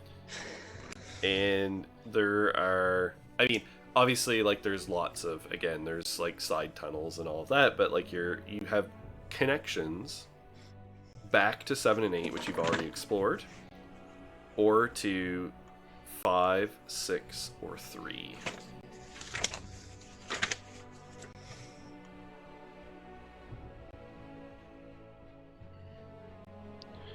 Hey, do we want to go see a wise counselor? Or the one who's labeled as the nexus of the ritual? Ooh. Counselor first. Yeah, therapy first, then we go through ritual. And how does that make you feel? You know, complex- Metzley, yeah, I'm feeling pretty nervous about this whole thing. So, but There's nothing to be worried about. It's fine. Everything's fine. You're You know- all You're a really very bad good liar. liars. You're all Fantastic liar. I was just out of haven't lied character yet. for the record. but you know, I do have hope. And I But- have fire. So let's go. All right, so you're headed to room 6. Can I pull Frankie aside real quick as we're leaving this room? Yeah, absolutely, Glitch. I want to send Frankie back to the library to pick up my project when it's finished and then bring it to me. Okay. Because that's a lot of walking and I don't want to do it. Yeah. I mean, it would, it'd be a good 20 minutes or something. So, yeah. Sure, absolutely. Frankie says, of course, Glitch. Thanks, dude.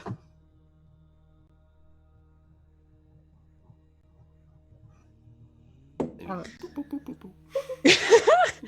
I'm also Frankie. gonna walk with just by Glitch. So he Mhm. knows I'm there. Ducky up. Ducky up. All right. So you make your way through continuing twisting tunnels past a seemingly endless array of empty, haunted side rooms, still following the main sort of thoroughfare tunnel. Only the sounds of your own booted feet echoing back through the tunnels until you come to the room marked 6. Deeper down, one level down towards the inverted apex of the pyramid. And you enter a room unlike those you have passed before. The stone gives way to a mirrored dark surface. The floor, the ceiling, the walls are mirrored and reflect themselves against one another. As you step into the room, it's as if an array of hundreds of versions of yourself are reflected throughout the space. And as you look, your reflections subtly move of their own accord. I back up out of the room. Just immediately start moving backwards away. And of course, there is a glyph, the sixth glyph, inscribed in the center of the room.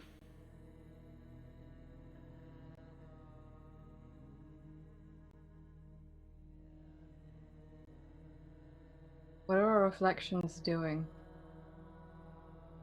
Just innocuous things. Just subtly different moves from those that you take. But as you look at the almost endless series of reflections, those the furthest away seem to diverge the most. So as every reflection occurs, the differences build. Eva has a death grip on Marcus's hand.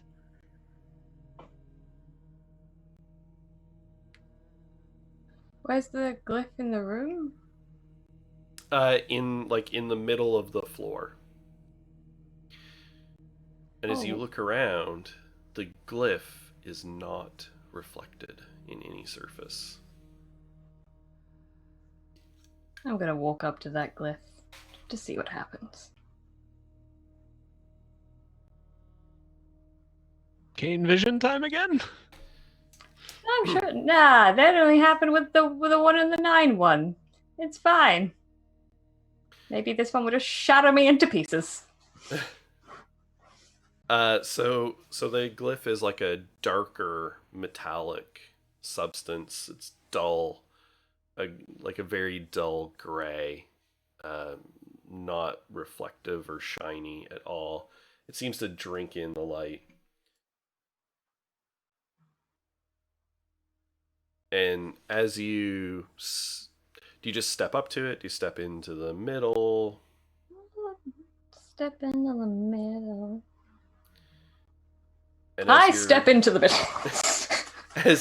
as your boots clomp into the middle, your comm system sparks to life with static,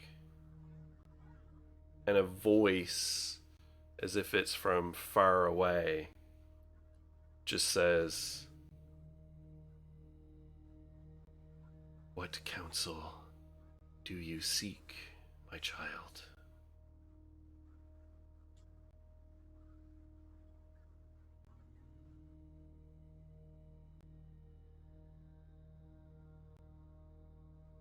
What kind of counsel do you offer?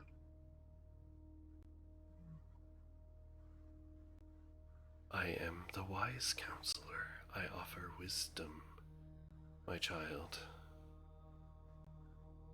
I know many things about the path.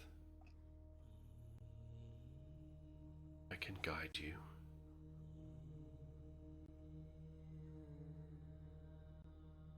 The path of ritual? Yes, that you walk.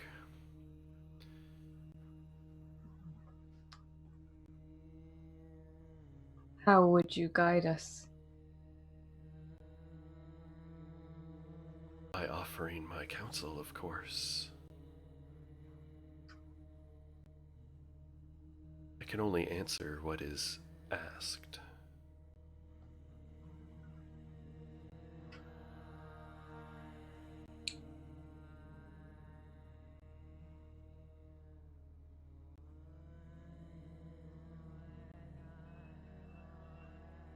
I really want to ask a really bad question. Got two There's- questions. Two questions. There are no bad questions, Natasha.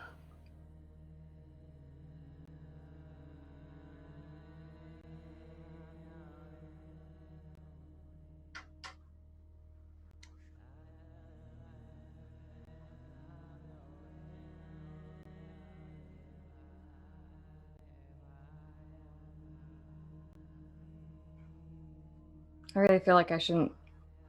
I'm sort of with a group now, and I really feel like I shouldn't take up your time with selfish questions and ask, selfless ones like, how do we get out of here? Why are the 1 and the 9 the same? Pallid King, all that stuff. Do you seek the answers to those questions? I do.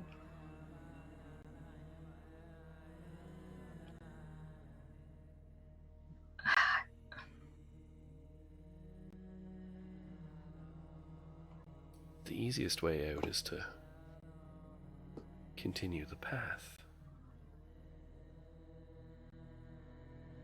Which floor continues the path?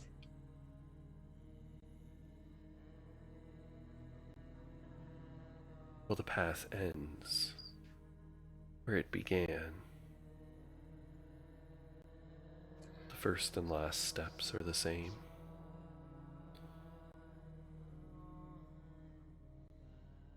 You don't need to take every step on the path, but the various nodes, they serve to prepare you.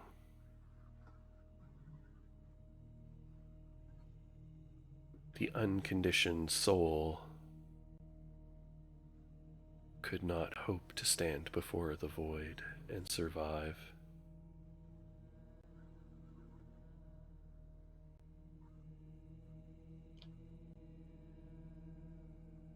Who is the Pallid King? What's his name? Paimon, the king in yellow. Paimon is the first and the last. Indeed, the beginning and the end.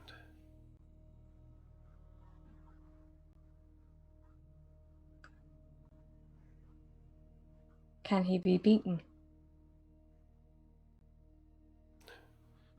By you? No. Then by what?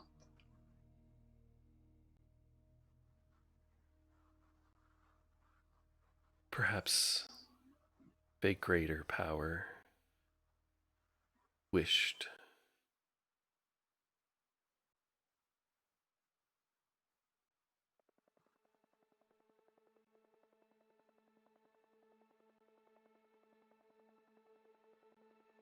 But why would you want to beat him? I have another question for you.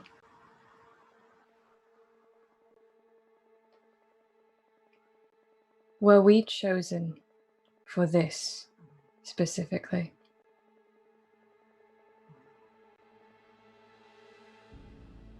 In a manner of speaking.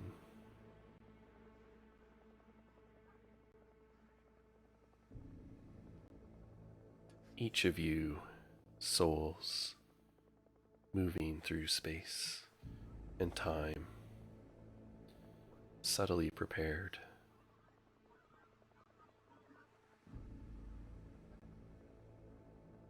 How long have you been watching us? Me? Never. And they? Not the ones here.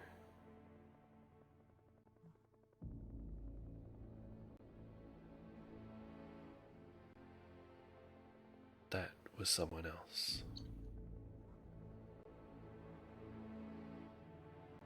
Who?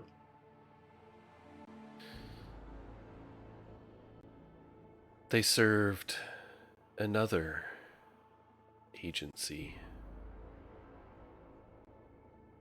of the void. Amon? No. His little rebellion was squashed out millennia ago.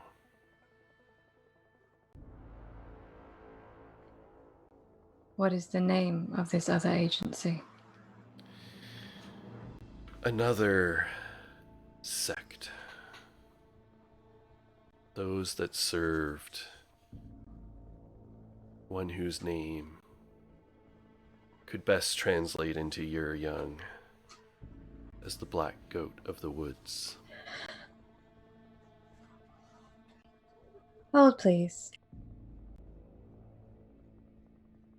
Okay, that's good.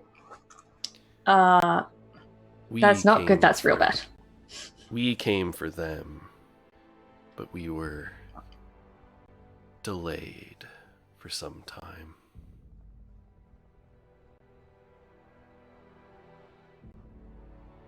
But then someone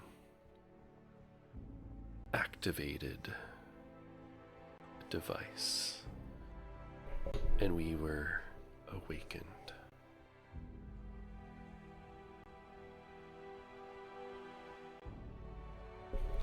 Yeah, that's a mystery. Who could have done that?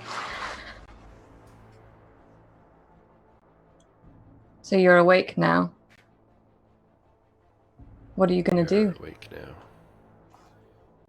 We are awake now. What we will do remains to be seen. You got like a rough outline? Maybe some sort of plan? No. Pros and cons list. Pros and cons, murder list. In this essay, I will.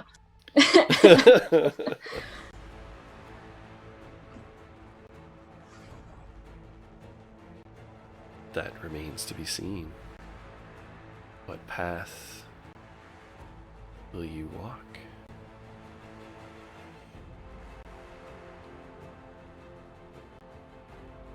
How do they live? Who? How does this end so that all of them behind me live? Which path is that? Well, that question, I'm afraid only you and your friends know the answer.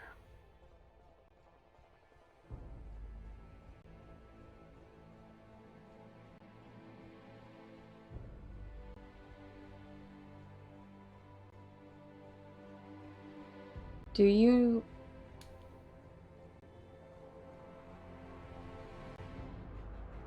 Do you know what I am?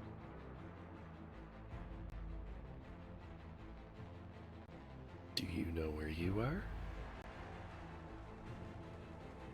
Well, I was pretty sure at the start of this mission. Now, not so sure.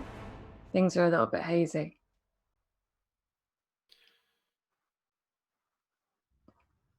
Why is Paymon's symbol on my back?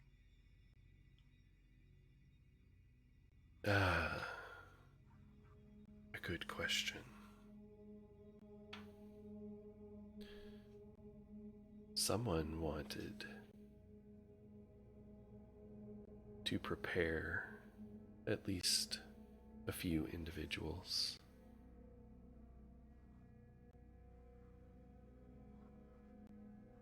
Prepare for what?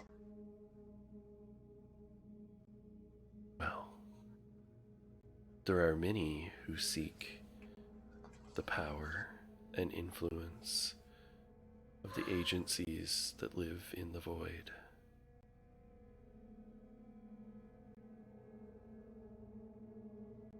They offer great power.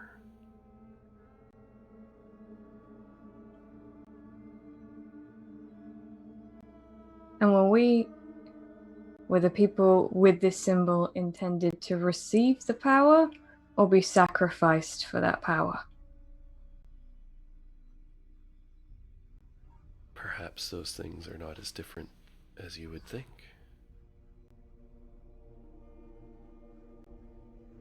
But you seem more a lion than a lamb to me.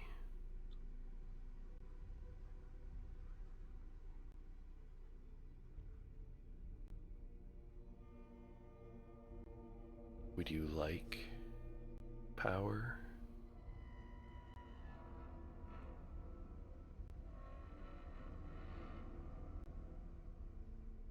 You want to protect those that you love? Keep them safe?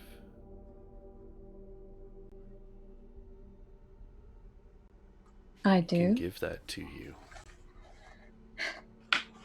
Who can give that to me? The king, of Right. course.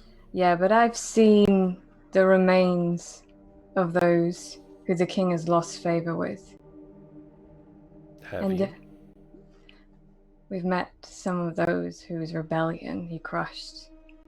And if I'm a lion, why do I want to serve when I could have the crown?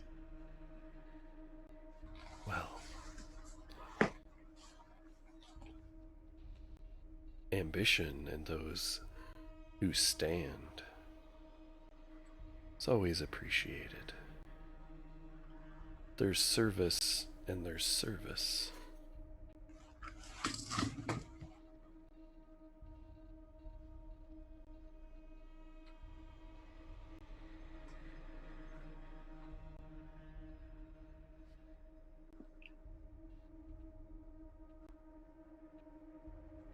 It's late.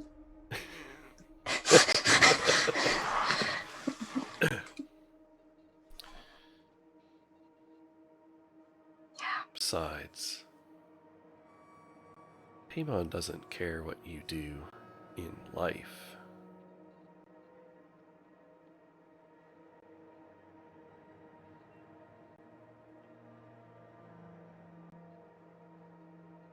And in death?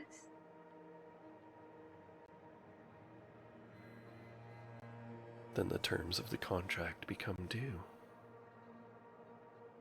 Yeah, I thought as much.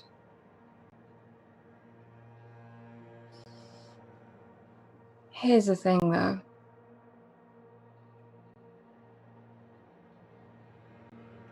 I'm Natasha fucking Kane, and I serve no one but myself. So you can tell your kings and your dukes and your marquises that this is how their empire burns. Well then, as a wise counselor, I can only wish you the very best of luck. It's been a pleasure talking to you.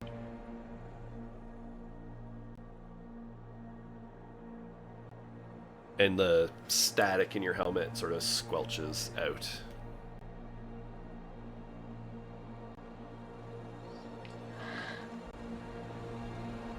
Listen, as Val, I know that was a bad idea, but also I really wanted to do that. Nope, it was the best. amazing, That was the best. amazing. That was the best. That was so good. We are all rooting for you. It's fine. It's okay. That's fine. It's fine. Kane's gonna turn around and, with a slight smile, go, "Wow, Hey, thanks. Thank you Here's the so supplements. much. Thank you so much for the Oh. raid, friends. We appreciate it. He also appreciates it. Thanks. Yay! Hello. Hello. Raid cat. Yes. feed me souls." Is it Ella? Yeah, she's like, Paimon. the raid and your occult bullshit is all well and good and all, but like, feed Like, me. give me food. Feed me, Seymour. Thanks for the bits, and Yeah. also yes. Yes, Natasha fucking Kane. Oh, Indeed. Thank you. I'm an adult. Glitch. Frankie returns with your device. Shit. I'm gonna open up a private comm to Kane.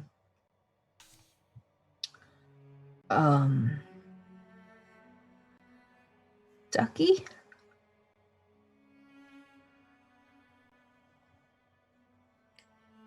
You okay?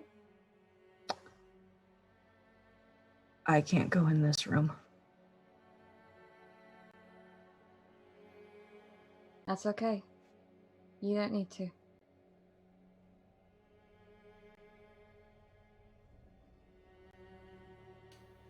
Are you okay?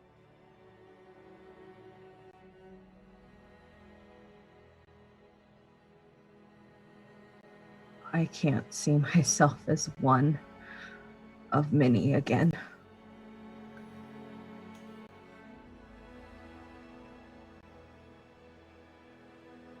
Glitch. You don't have to come in this room. You don't have to do anything.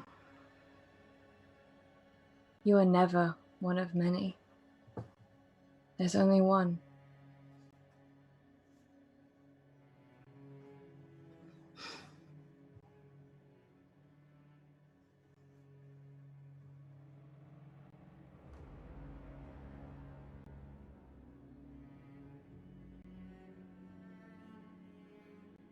Focused on the floor.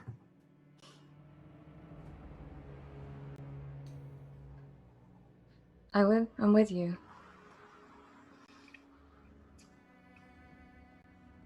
Always. Even when I walk into weird glowing circles. Yeah, that was really badass.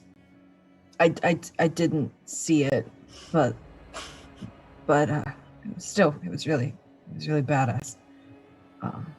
I'm just gonna stand over here, not in the room of infinite mirrors. Don't worry. Until y'all are ready to move on. I'm gonna walk up to the other and say, I think maybe we should have this discussion outside. So I'm gonna go that way, and everybody just follow. Hey, Dan. Yes. How big is the tablet amulet thingy whopper doodad? It's reasonably big. Like that. Oh. She thick. That, you know when inside thoughts just come out of your mouth? It's a good description. That woof. Okay, never mind. Yep. I am gonna try to hide my thing in my pack if I can. Okay. Yep. Should be easy enough.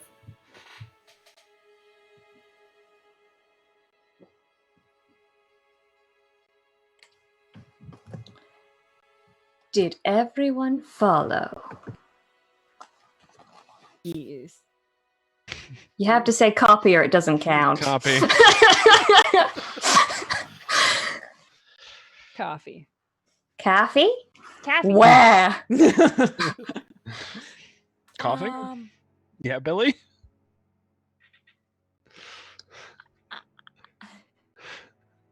I think. You gonna go to the circle? You gonna go see council? Oh, I have no, thank you, none for me. I'm full, thanks. I literally am quite full right now. I'm feeling quite. I'm eating for two. I'm feeling really good right now. And I don't. Sorry, I couldn't resist that joke. Yeah, but of the eating for two deep in my soul. That's right. Deep in Soul the soul. food. Deep in my soul cracks. Deep in my soul cracks. But when everybody leaves, I will take a moment. I'm not going to step to the circle, but I am going to take a moment, and I'm going to scan all of my reflections to see if I notice any of them that look not like me, but like I was.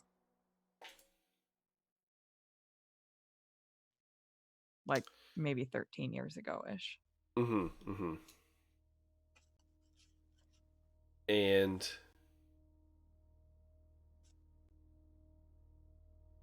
can I intrude here? Dan, please. Yes. Who would you like to give the other XP to? Oh, wait, I wasn't prepared for that part of the question. That was not the part I was I love that is our most difficult part. Intrusion? Yeah. Giving an XP to somebody else? So hard. It is. I hate it because I would love to like split it up and give it to all of you. 1/5 of an XP for you. Yes, 1/5 of an XP right. for you. I will give it to Glitch. Okay. All right. Right choice. So as you look, one of the reflections, the furthest away from you, catches your eye and looks back at you and begins approaching. Oh. Oh. Okay. And steps out of the wall and into the middle of the room. Fuck me.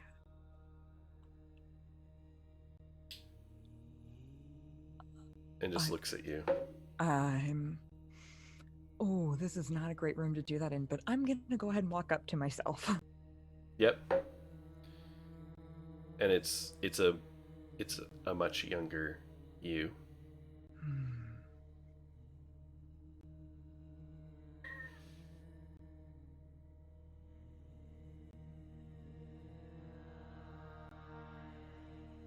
Well, I didn't think I'd see you here.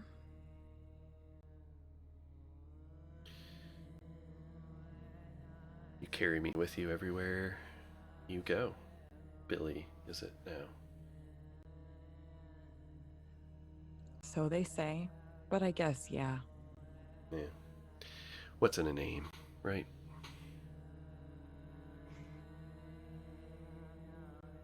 So are We both you. know who you really are.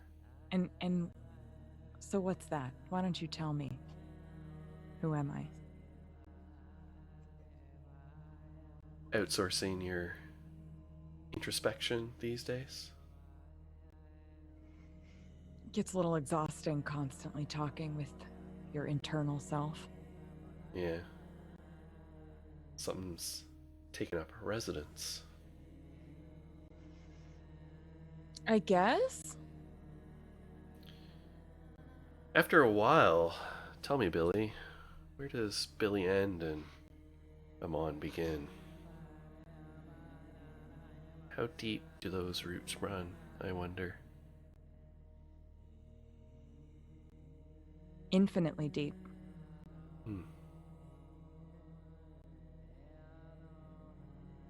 Where are your roots? Well, my roots go deep, but I'm afraid that the trunk gets cut off.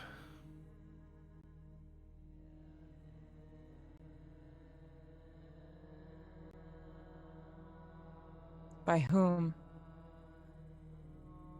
Well, you did.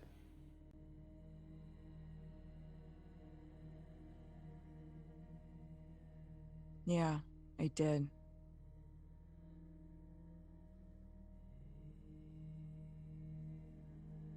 I think that was probably my biggest fuck up to date.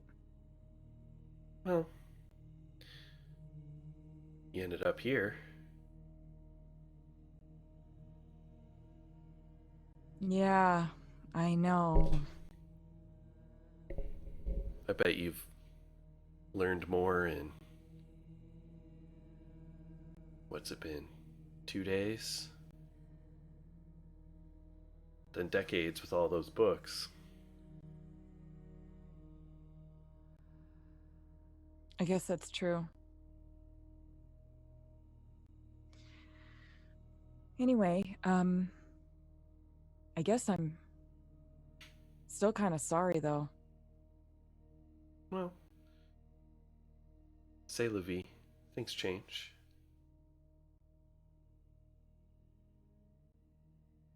Are you stuck in here now? No. No, I'm still with you. You just brought me along for the ride.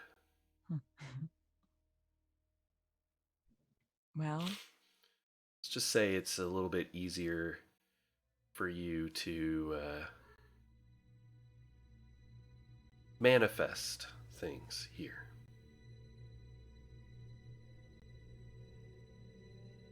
The path focuses your will. as within, so without. Exactly.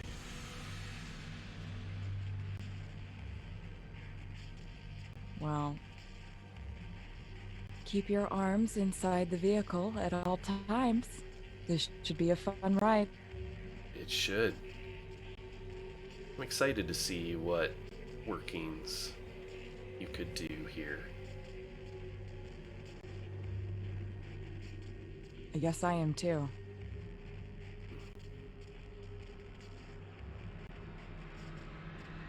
And there's probably a good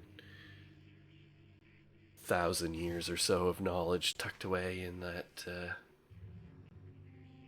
piece of a soul that's along for the ride.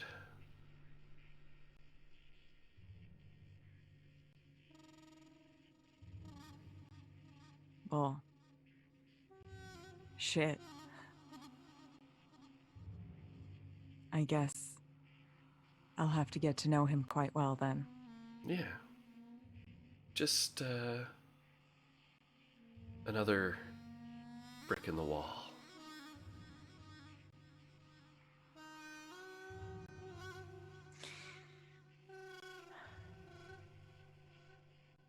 All right. Well, I'll see you. I'll see you around, Echo. Yeah. Billy, I'm right here with you. I think I forgot that.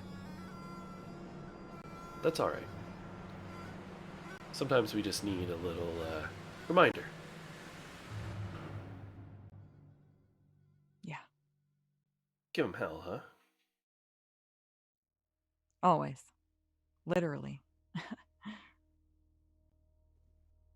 And she'll take a moment and look her up and down again before leaving. Before you make it outside over the comm, you're going to hear a very awkward Billy? Ducky? I'm gonna turn off the comms and you'll hear this echoing. This is the happiest day of my life! And I will go running to Metzley. You okay? Actually, for the first time in a very long time, I am. Good. Are you okay? I can't go in there. You don't have to. She was my twin sister.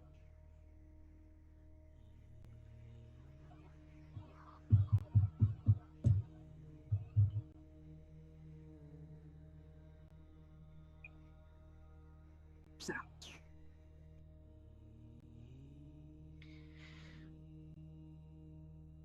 I don't think you would find her in there, but if you want to try, I will go with you. I think my best chance was probably, and I'll hold up the tablet. I don't think she needs to see me now. I don't know that you get to make that choice. So is it that you don't think she wants to see you, or is it that you're not ready to see her? Does it really matter? Well, it kind of does. It's been a long time.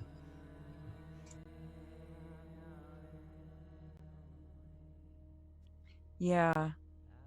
Sometimes loss can feel like seconds ago, even if it was years ago. I can't tell you how many people I've said that to.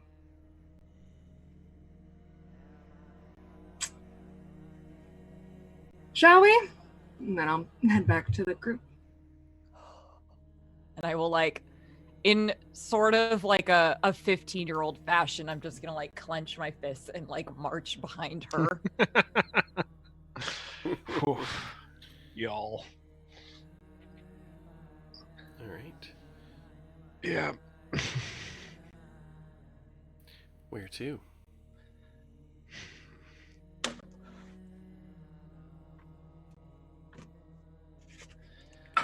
Who wants to go and see a ritual? I say this out of character. Who wants to go and have a Let's ritual? go. Let's go to the Nexus. Why not? I think that's a perfect place for us I for think next time. right now. Let's go right now. Well, we can go there now. Yes. How? Which one? Which one is that? Which number? 3. Number 3. Oh. Good old Visago. Just Yay. going from 6 to 3, you know. Mm-hmm. It's fine. So to the penultimate layer. Oh, it's fine. It's fine, you guys. It's fine. Wait. Wait. Oh, what? Are we going?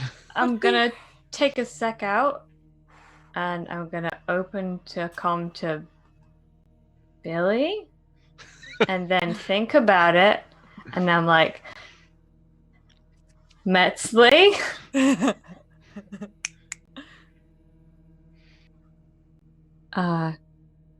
Just a quick note. So yeah, we're pretty solid on the Paimon is the Pallid King, the beginning and the end. But our friend there, who I realize I know the name of, but Kane did not ask the name of, our friend there, our path ends where it began. That's what they said.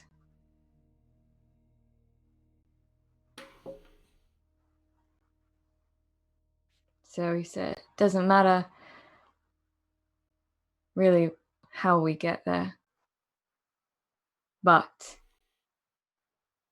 did also mention that we don't have to go into all the rooms, but the nodes would help our souls face the void. So I think whichever way we're going, we should go in every room. And I can't believe I'm going to say this, but apparently this is who I am now. I think we should touch things in the room. But check in with each other first. I'm looking at you, Billy. And also kind of at you, Metzley. That was a real nice move with the Emerald Tablet, though. Yeah. I think before we go that deep, we definitely should go to every room and collect ourselves and things that we have learned and yeah. I think when we go in to wherever this place is leading us, I think we have to walk whatever this path is. But I think maybe acceptance and healing may be a big part of it. No one say that I said those words. I would never. Thanks, Metz.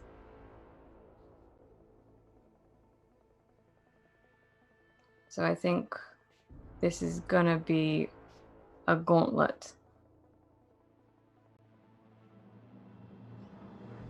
And I think it's gonna take and drag us and try and beat us down.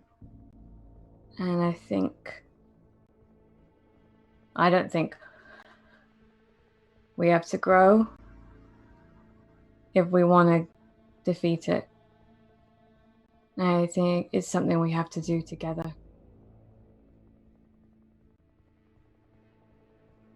Because this thing has a legion, but we've also got the 6 of us. And I kind of like those odds.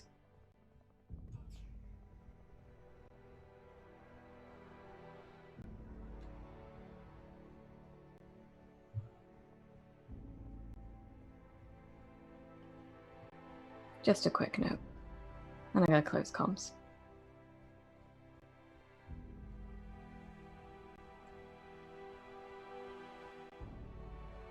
I'm gonna open a comeback to Kane, just Kane.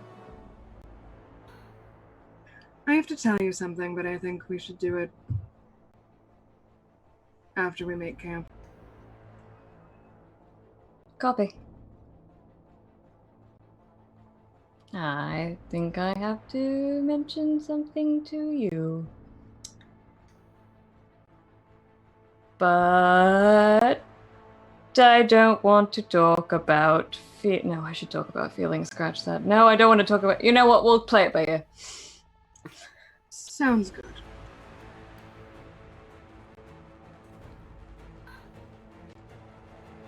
All right. And that, kids, was how I met your mother. Wait. The king in yellow was the umbrella the whole time.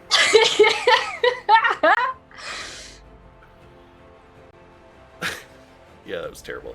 All right, so what room are you going to, folks?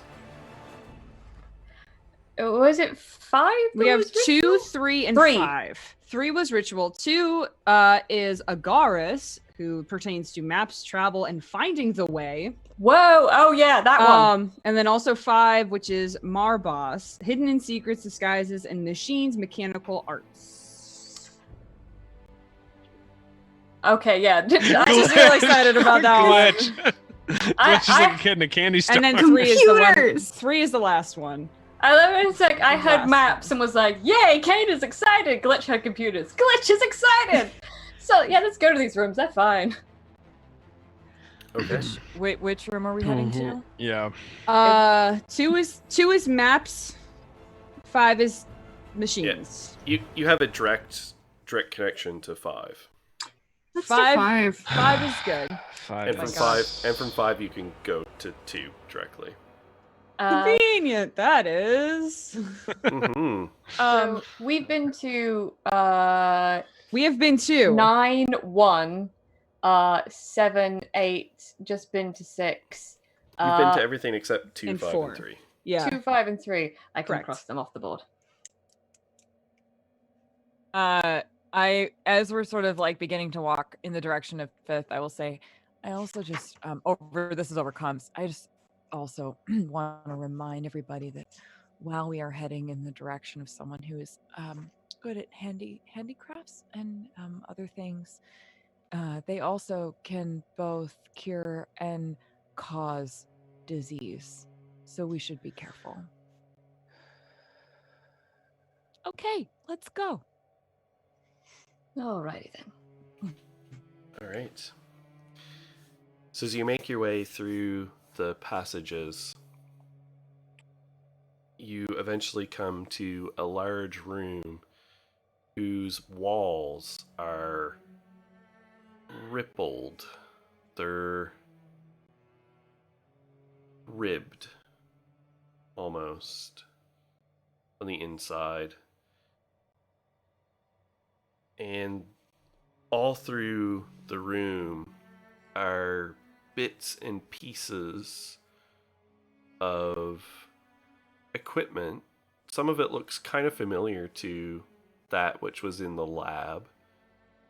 There's some familiar pieces there.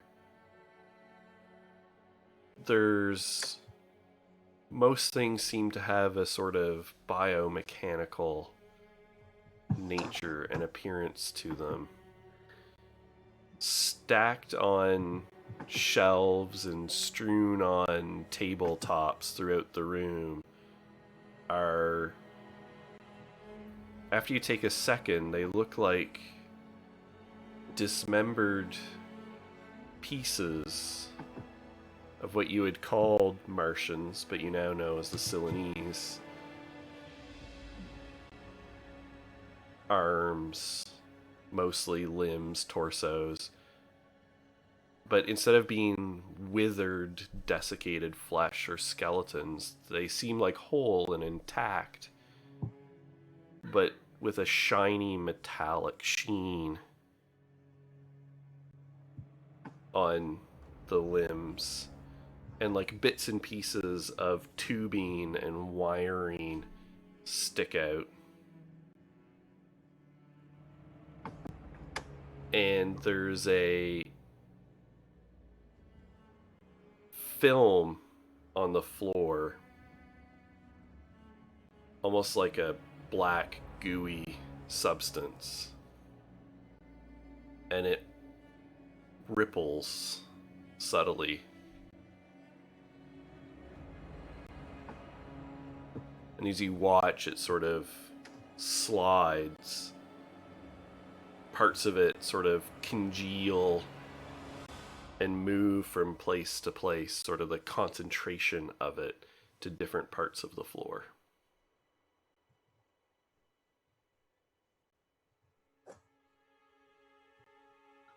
Dan, Yes. I have a thing called a sense for weird science, Yes. and I can sense whether something is overly dangerous or not when I get within range of it. Oh, yeah. Absolutely. Okay. Yeah. Glitch's spidey senses are tingling. Nobody go in the room yet. That's real bad. That stuff on the floor. We should not touch that.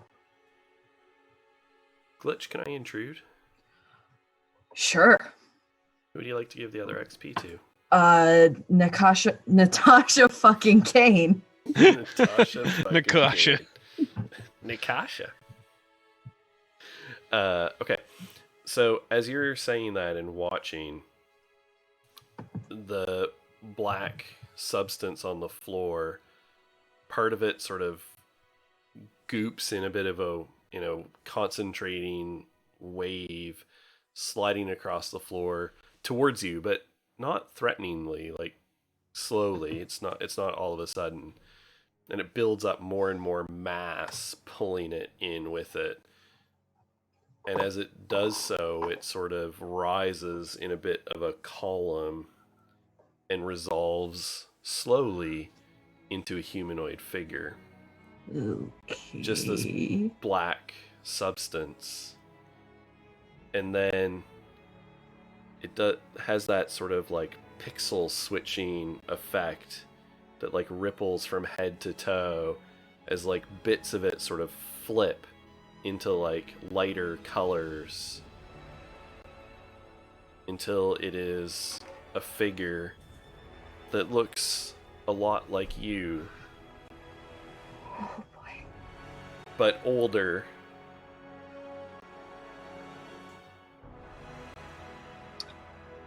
Significantly older. Yeah.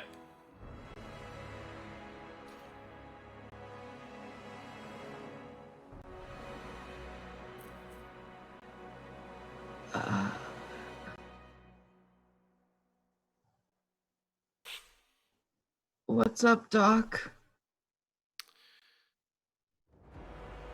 Well, looks like everything circles back. I didn't quite expect this, but I suppose all that information had to come from somewhere, now didn't it? Huh.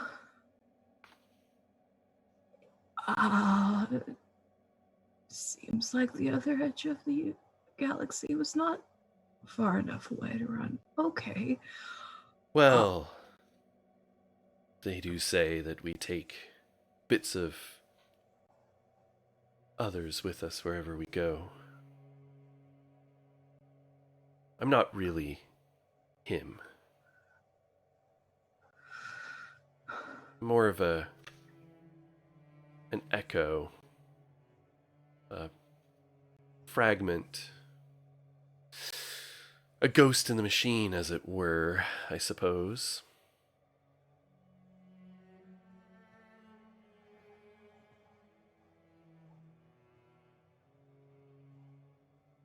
Which machine? Well, this is a great machine, isn't it?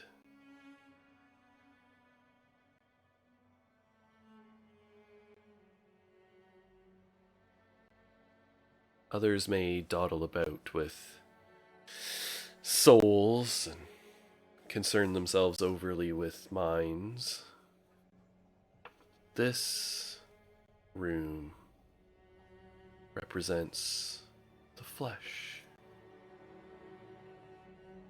And what is a body but a machine?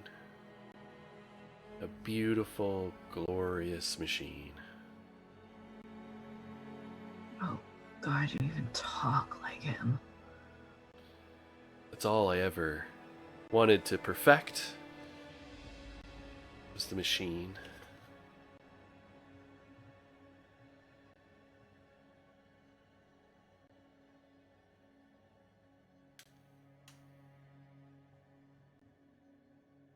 I think I did.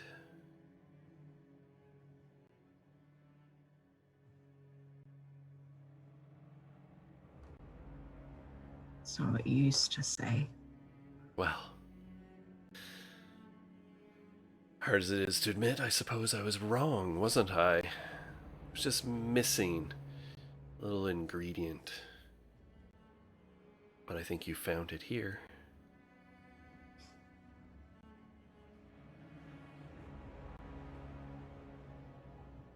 Oh, the things you can do I never even dreamed of.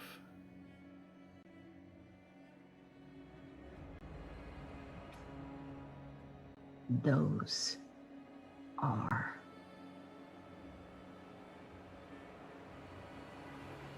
Those are just more glitches. That's all they are.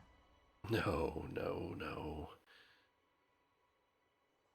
No, those are fundamental things you have learned to do. Those weren't glitches. There's an electromagnetic interference here, and they're just malfunctioning. That's all it is. No. No, this place...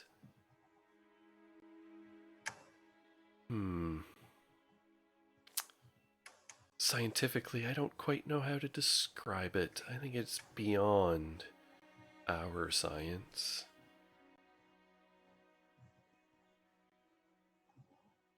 But, well, these people, they created the nanites. I merely did my best, taking from the crib notes that I could get here and there, piecing things together. But now you've been in contact with the originals.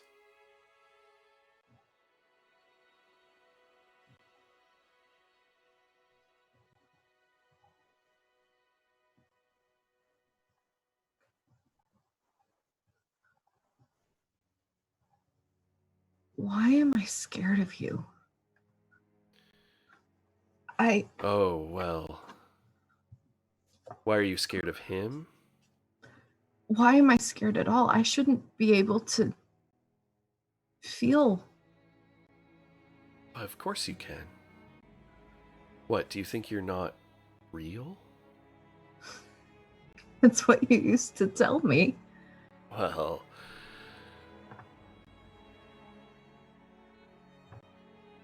Well, maybe I was just an asshole. Number 7 is a malfunction scheduled for decommission. Not a person. Well, you proved me wrong, didn't you?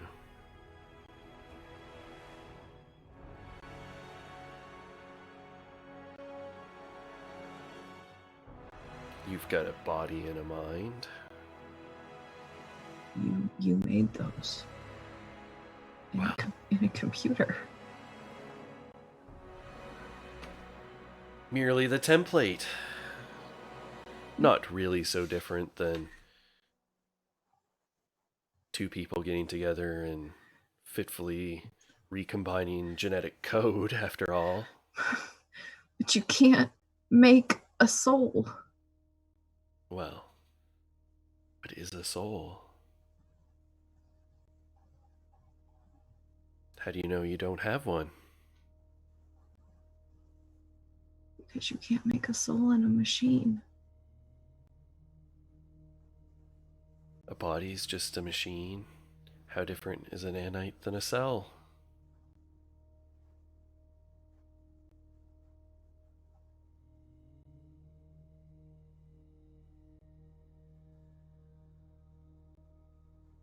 Do you think this place would really call to you as it does if you were merely an empty vessel?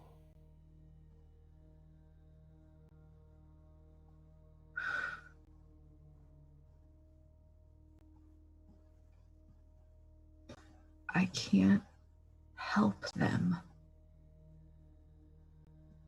if I'm more than that. Of course you can. You can do anything that you like.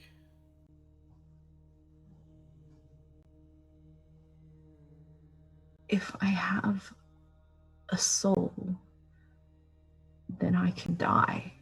But if I don't, I'm just a machine. I just get turned off. I can help them. Minds die too. In fact, and he sort of gestures, and you can see that he gestures to a place where some familiar looking umbilicals come out of the wall, similar to those that were in the library. I have it on great authority that there are a rather large number of minds in there.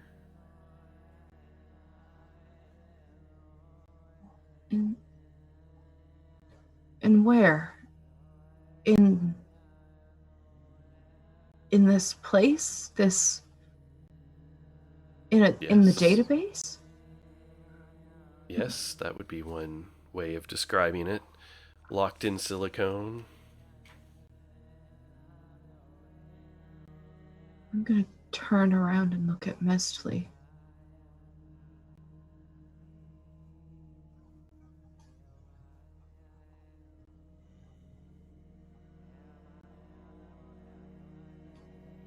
You didn't tell us that they have minds trapped in their computer systems.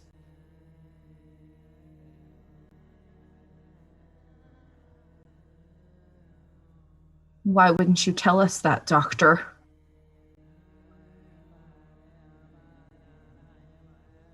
I was waiting for a good time.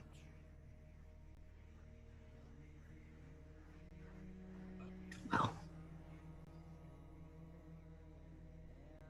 you and him are going to get along great. I'm going to try to walk out of the room past the group.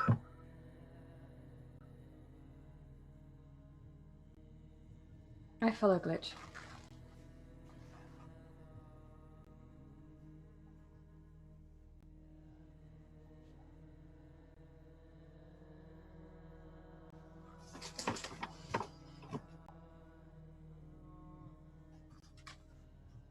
Did we hear all that conversation?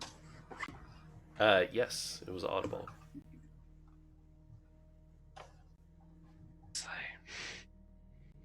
Dr. Flores. Thank you. Oh, quite the Doctor? Some doctors. Doctor. So we did hear that.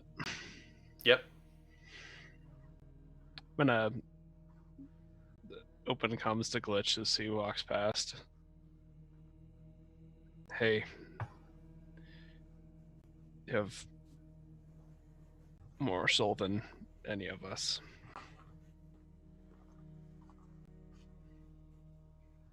Hey, Marcus.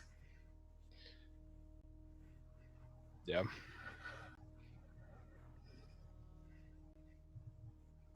This is probably a really, really bad idea. But if you wanted, I wouldn't be upset if you punched my dad, I guess. I don't know. Oh, with pleasure, friend. And Marcus is just gonna wind up and just Yes! I was waiting for the words. Punch the sat. Hey, I have this thing called enable others. Can I do that? Oh yeah, yeah. I think that's as a speaker, you just like Yeah, you can use the Yeah. helping rules. Blah blah Yeah. blah. Rules. It doesn't That's require right. me to use my action to help another character with their task. I also would like to punch this dick. You're just like punch him, punch him, punch him, punch him. Yeah. Okay. Yeah. All right. Marcus, Yes. take it away. Take it away. What do you need from me? What are you pumping into this? Oh, goodness gracious. If I had... Now, this is just a new thing that is fun. Can I add my fury to this beforehand? Absolutely. Okay, so that's 3 might spent, which technically is none because of my edge. But all melee attacks now add 2 to the damage, just Oof. for a minute. Yeah. Okay. And then then I'm gonna pump in hemorrhage, and the whole like double fist down thing, crushing blow. So that's all right. So that's free effort of damage. The 3 damage next time. And then heavy weapon stuff. So How does All enabling right. help? Like what I what does it do? It eases his difficulty by 1. Counts as an asset. Okay. Yep. Yeah. Okay. So Cool. So I think, and Marcus, please chime in if you would like to also give any input on this. I think the 2 of them will kind of turn around towards this thing, and Eva will just kind of look at Marcus and look over it and say, "Hey, doctor." square it Fuck up for you. me. Yeah. That's Yeah. perfect. Yeah. And then I'll go ahead and add a level of effort. So Yeah. the way edge works is it like takes off all of the like points I'm spending. It just takes 3 off the whole thing. The whole thing. Yeah. Yeah. Okay. So that is 3 plus 2 plus 2 plus 3. So That'd be 10. yeah, minus 3, so 7. So I still have 12 might. It's fine. Yeah. Yeah. All right. But yeah. So Okay. So so level of effort and asset. And Yeah, and skill. trained. Yeah. All right. So you reduce the difficulty by 3. Okay. Yep. Go ahead and roll. All right. That is a 19. All right. So I'm assuming you want. Do you want the effect or do you want the extra damage? What are my effect options? Minor effect stuff. There's like knockdown and stuff like that. No, just extra damage. Just Miram. Yeah. so that is an extra effort of damage plus 10? Because it's my punch. Yeah. No, my punches are 9, so I added 2 more from the fury, so that's 11. Yep. And then you rolled a 19, so that's Yeah. another 2. No, I think it's higher than that. Because 17, 18, 19, and 20 all give extra damage. Okay. It's not going to matter. I'd have to look it up. It's either 3 or 4. Yeah, 4 it's is like- 20. 4 is 20. so Yeah, I think probably it's 1, 3. 2, 3, 4. Yeah. Yeah. So that's another 3. So that's 14. Uh, Yeah. yeah. Plus Yeah. plus the effort of damage. Yes. So which is another. It's another like 3 or something. Yep. Yeah. So 17. Yeah. So imagine, like, what's it look like? You're pumping a lot into this. So it's one of those things where it's like he was kind of like squared to the side, kind of watching Glitch go past, and as soon as he says that, he does that like that like baseball pitch where he just like winds back, and everything is going into this punch, just everything. All right, and when it connects square in the face, it just blows apart into like a fine dust of particles that disintegrate and drift back into the room. And where they land on the black substance, you can see like ripples of activity as they are consumed back into the mass. Just calm back to Glitch. I got him. Absolutely, the dust particle cloud looked like a cloud of nanites.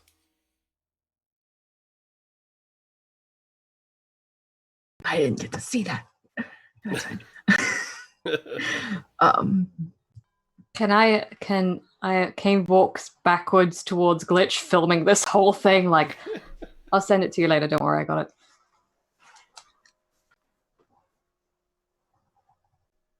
All right. I think there is where we will end for the evening.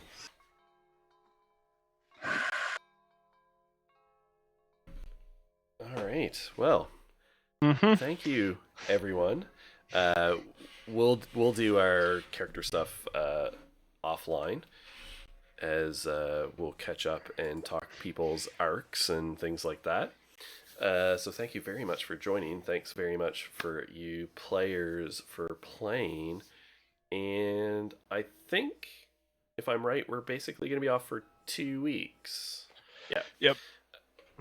We will most likely fill the spot with something, but of course, everyone except me will be not necessarily celebrating, but it's Thanksgiving for all of you folks down in the States.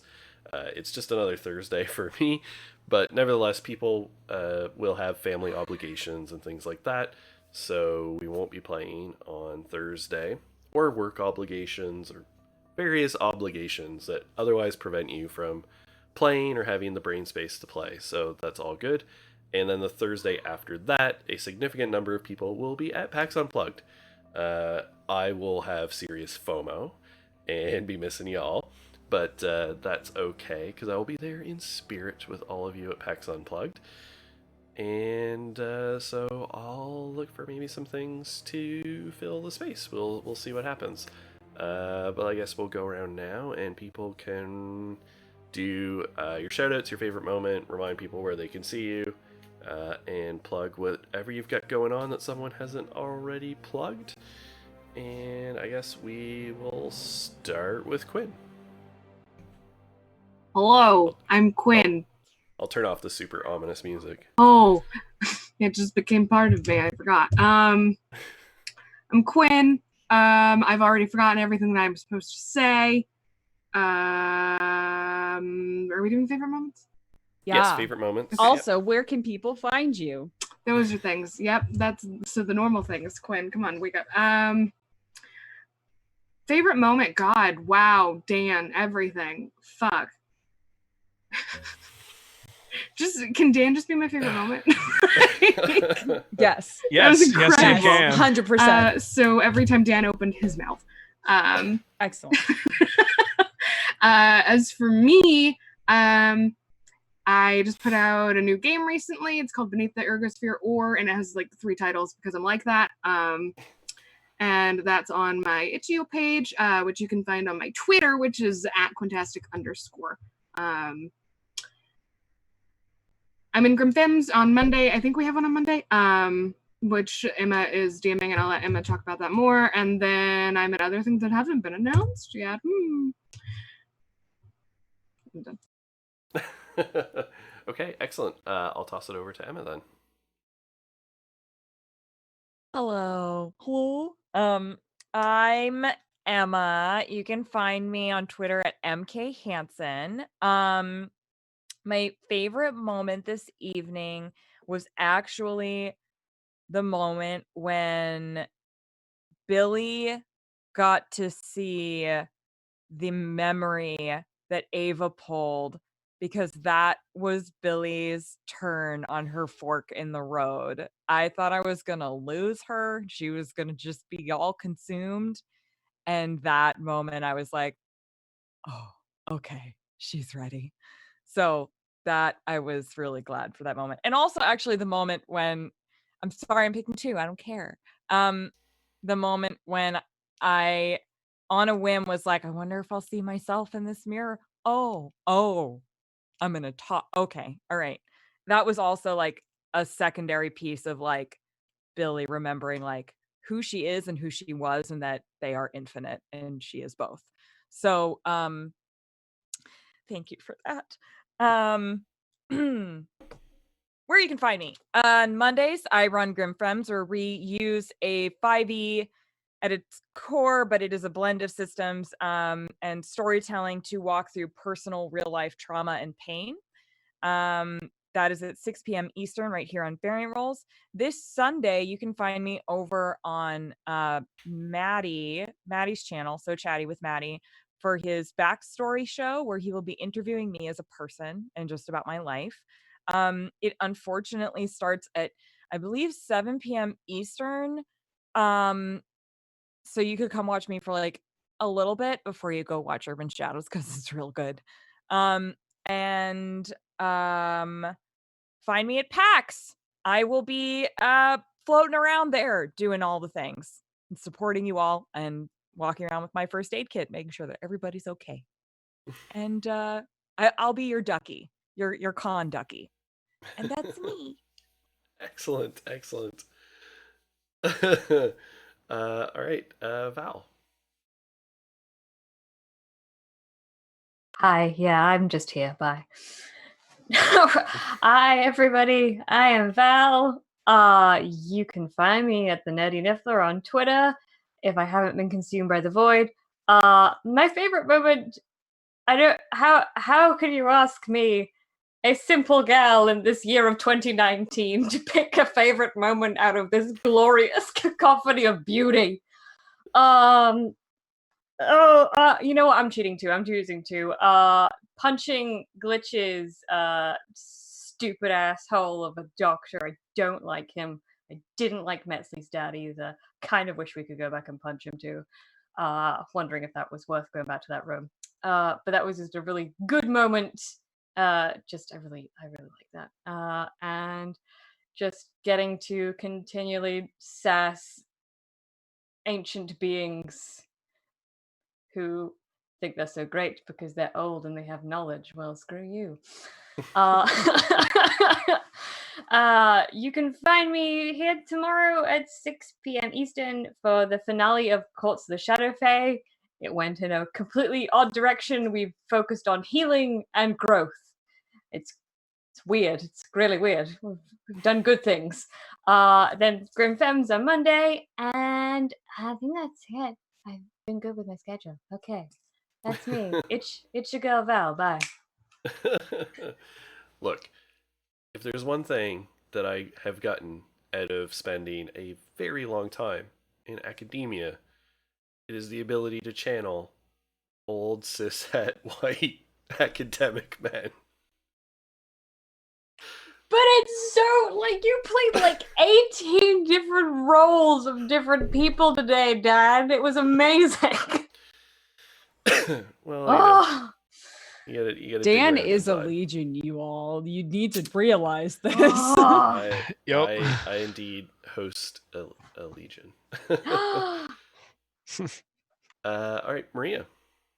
Oh, hello, it's me. You can find myself on Twitter at Happy Capster, where I talk about a lot of things and share my love for all of these beautiful people, plus others. My favorite moments.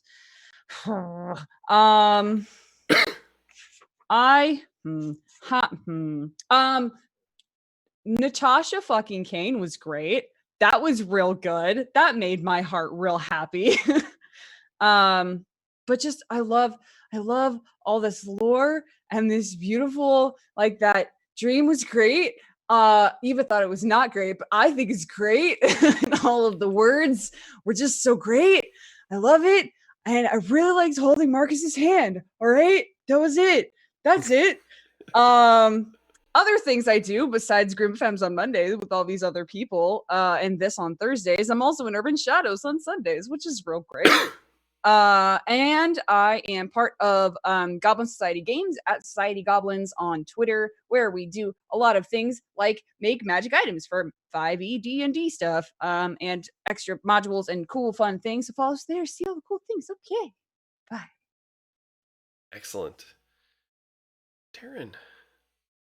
Hey, I am Taryn the Floating Head tonight. You can find me at Tarzan Nosy on the Twitters. God, just everything Glitch and Kane tonight was just tasty. It was so good. Y'all were like so fucking good. Like just top notch. I'm sorry. I will stand you all to the end of the time. It is just it was so good. And then yeah, that all of it. Yeah, my favorite moments was all you two. Yeah. Um. Oh. Yeah. Me. Sundays. Urban Shadows. Yeah. We've got a lot going on there. And we also deal with emotions. So come hang out with us if you don't get enough of it on Thursdays. But yeah, that's on Sundays, and that's where you can find me right now. I will be at PAX too, so if you see me, let's hang out. Yeah. Perfect. Anders. Hello, I'm Anders. Wait, no, I got this. I can do this. Favorite moment. I also really liked Natasha fucking Kane. That was great. But also Mez Tali's conversation with her dad and all the things we learned and the opening up that started to happen. Might not have happened with Glitch, but it happened with somebody. That was great. I really liked that. And also a little bit watching my creator get punched into oblivion. That was nice too. Where you can find me here, Grimfems on Monday. I play in a not sad space game where we're gay and do crime on Tuesdays at 10:30 EST on Dice Priori, which is real good. We're gonna do crime next week. And I made a website. It's live as of like now. I tweeted it out as the game was ending. It's pinned to my Twitter at Anders_D_K. I'm not going to share the domain name because it's really long and stupid right now. But it's there, and I wrote a blog entry. It's just go look at it if you want to. Okay, that's it for me. I'm done. Excellent. Perfect. So me, I'm Dan at MadSideDM. You can find me here. And occasionally on the Twitters and various things. I think my next game will also be crime in space, with smugglers and bounty hunters and ne'er do wells. I think that's firming up as my next thing. After this, so sometime in the new year. My favorite moments, I don't know, like Metzley doing Ducky. That was up there. Natasha fucking Kane. That was great. Goosey Skeleton. Paimon the Pokemon, and OK Boomer.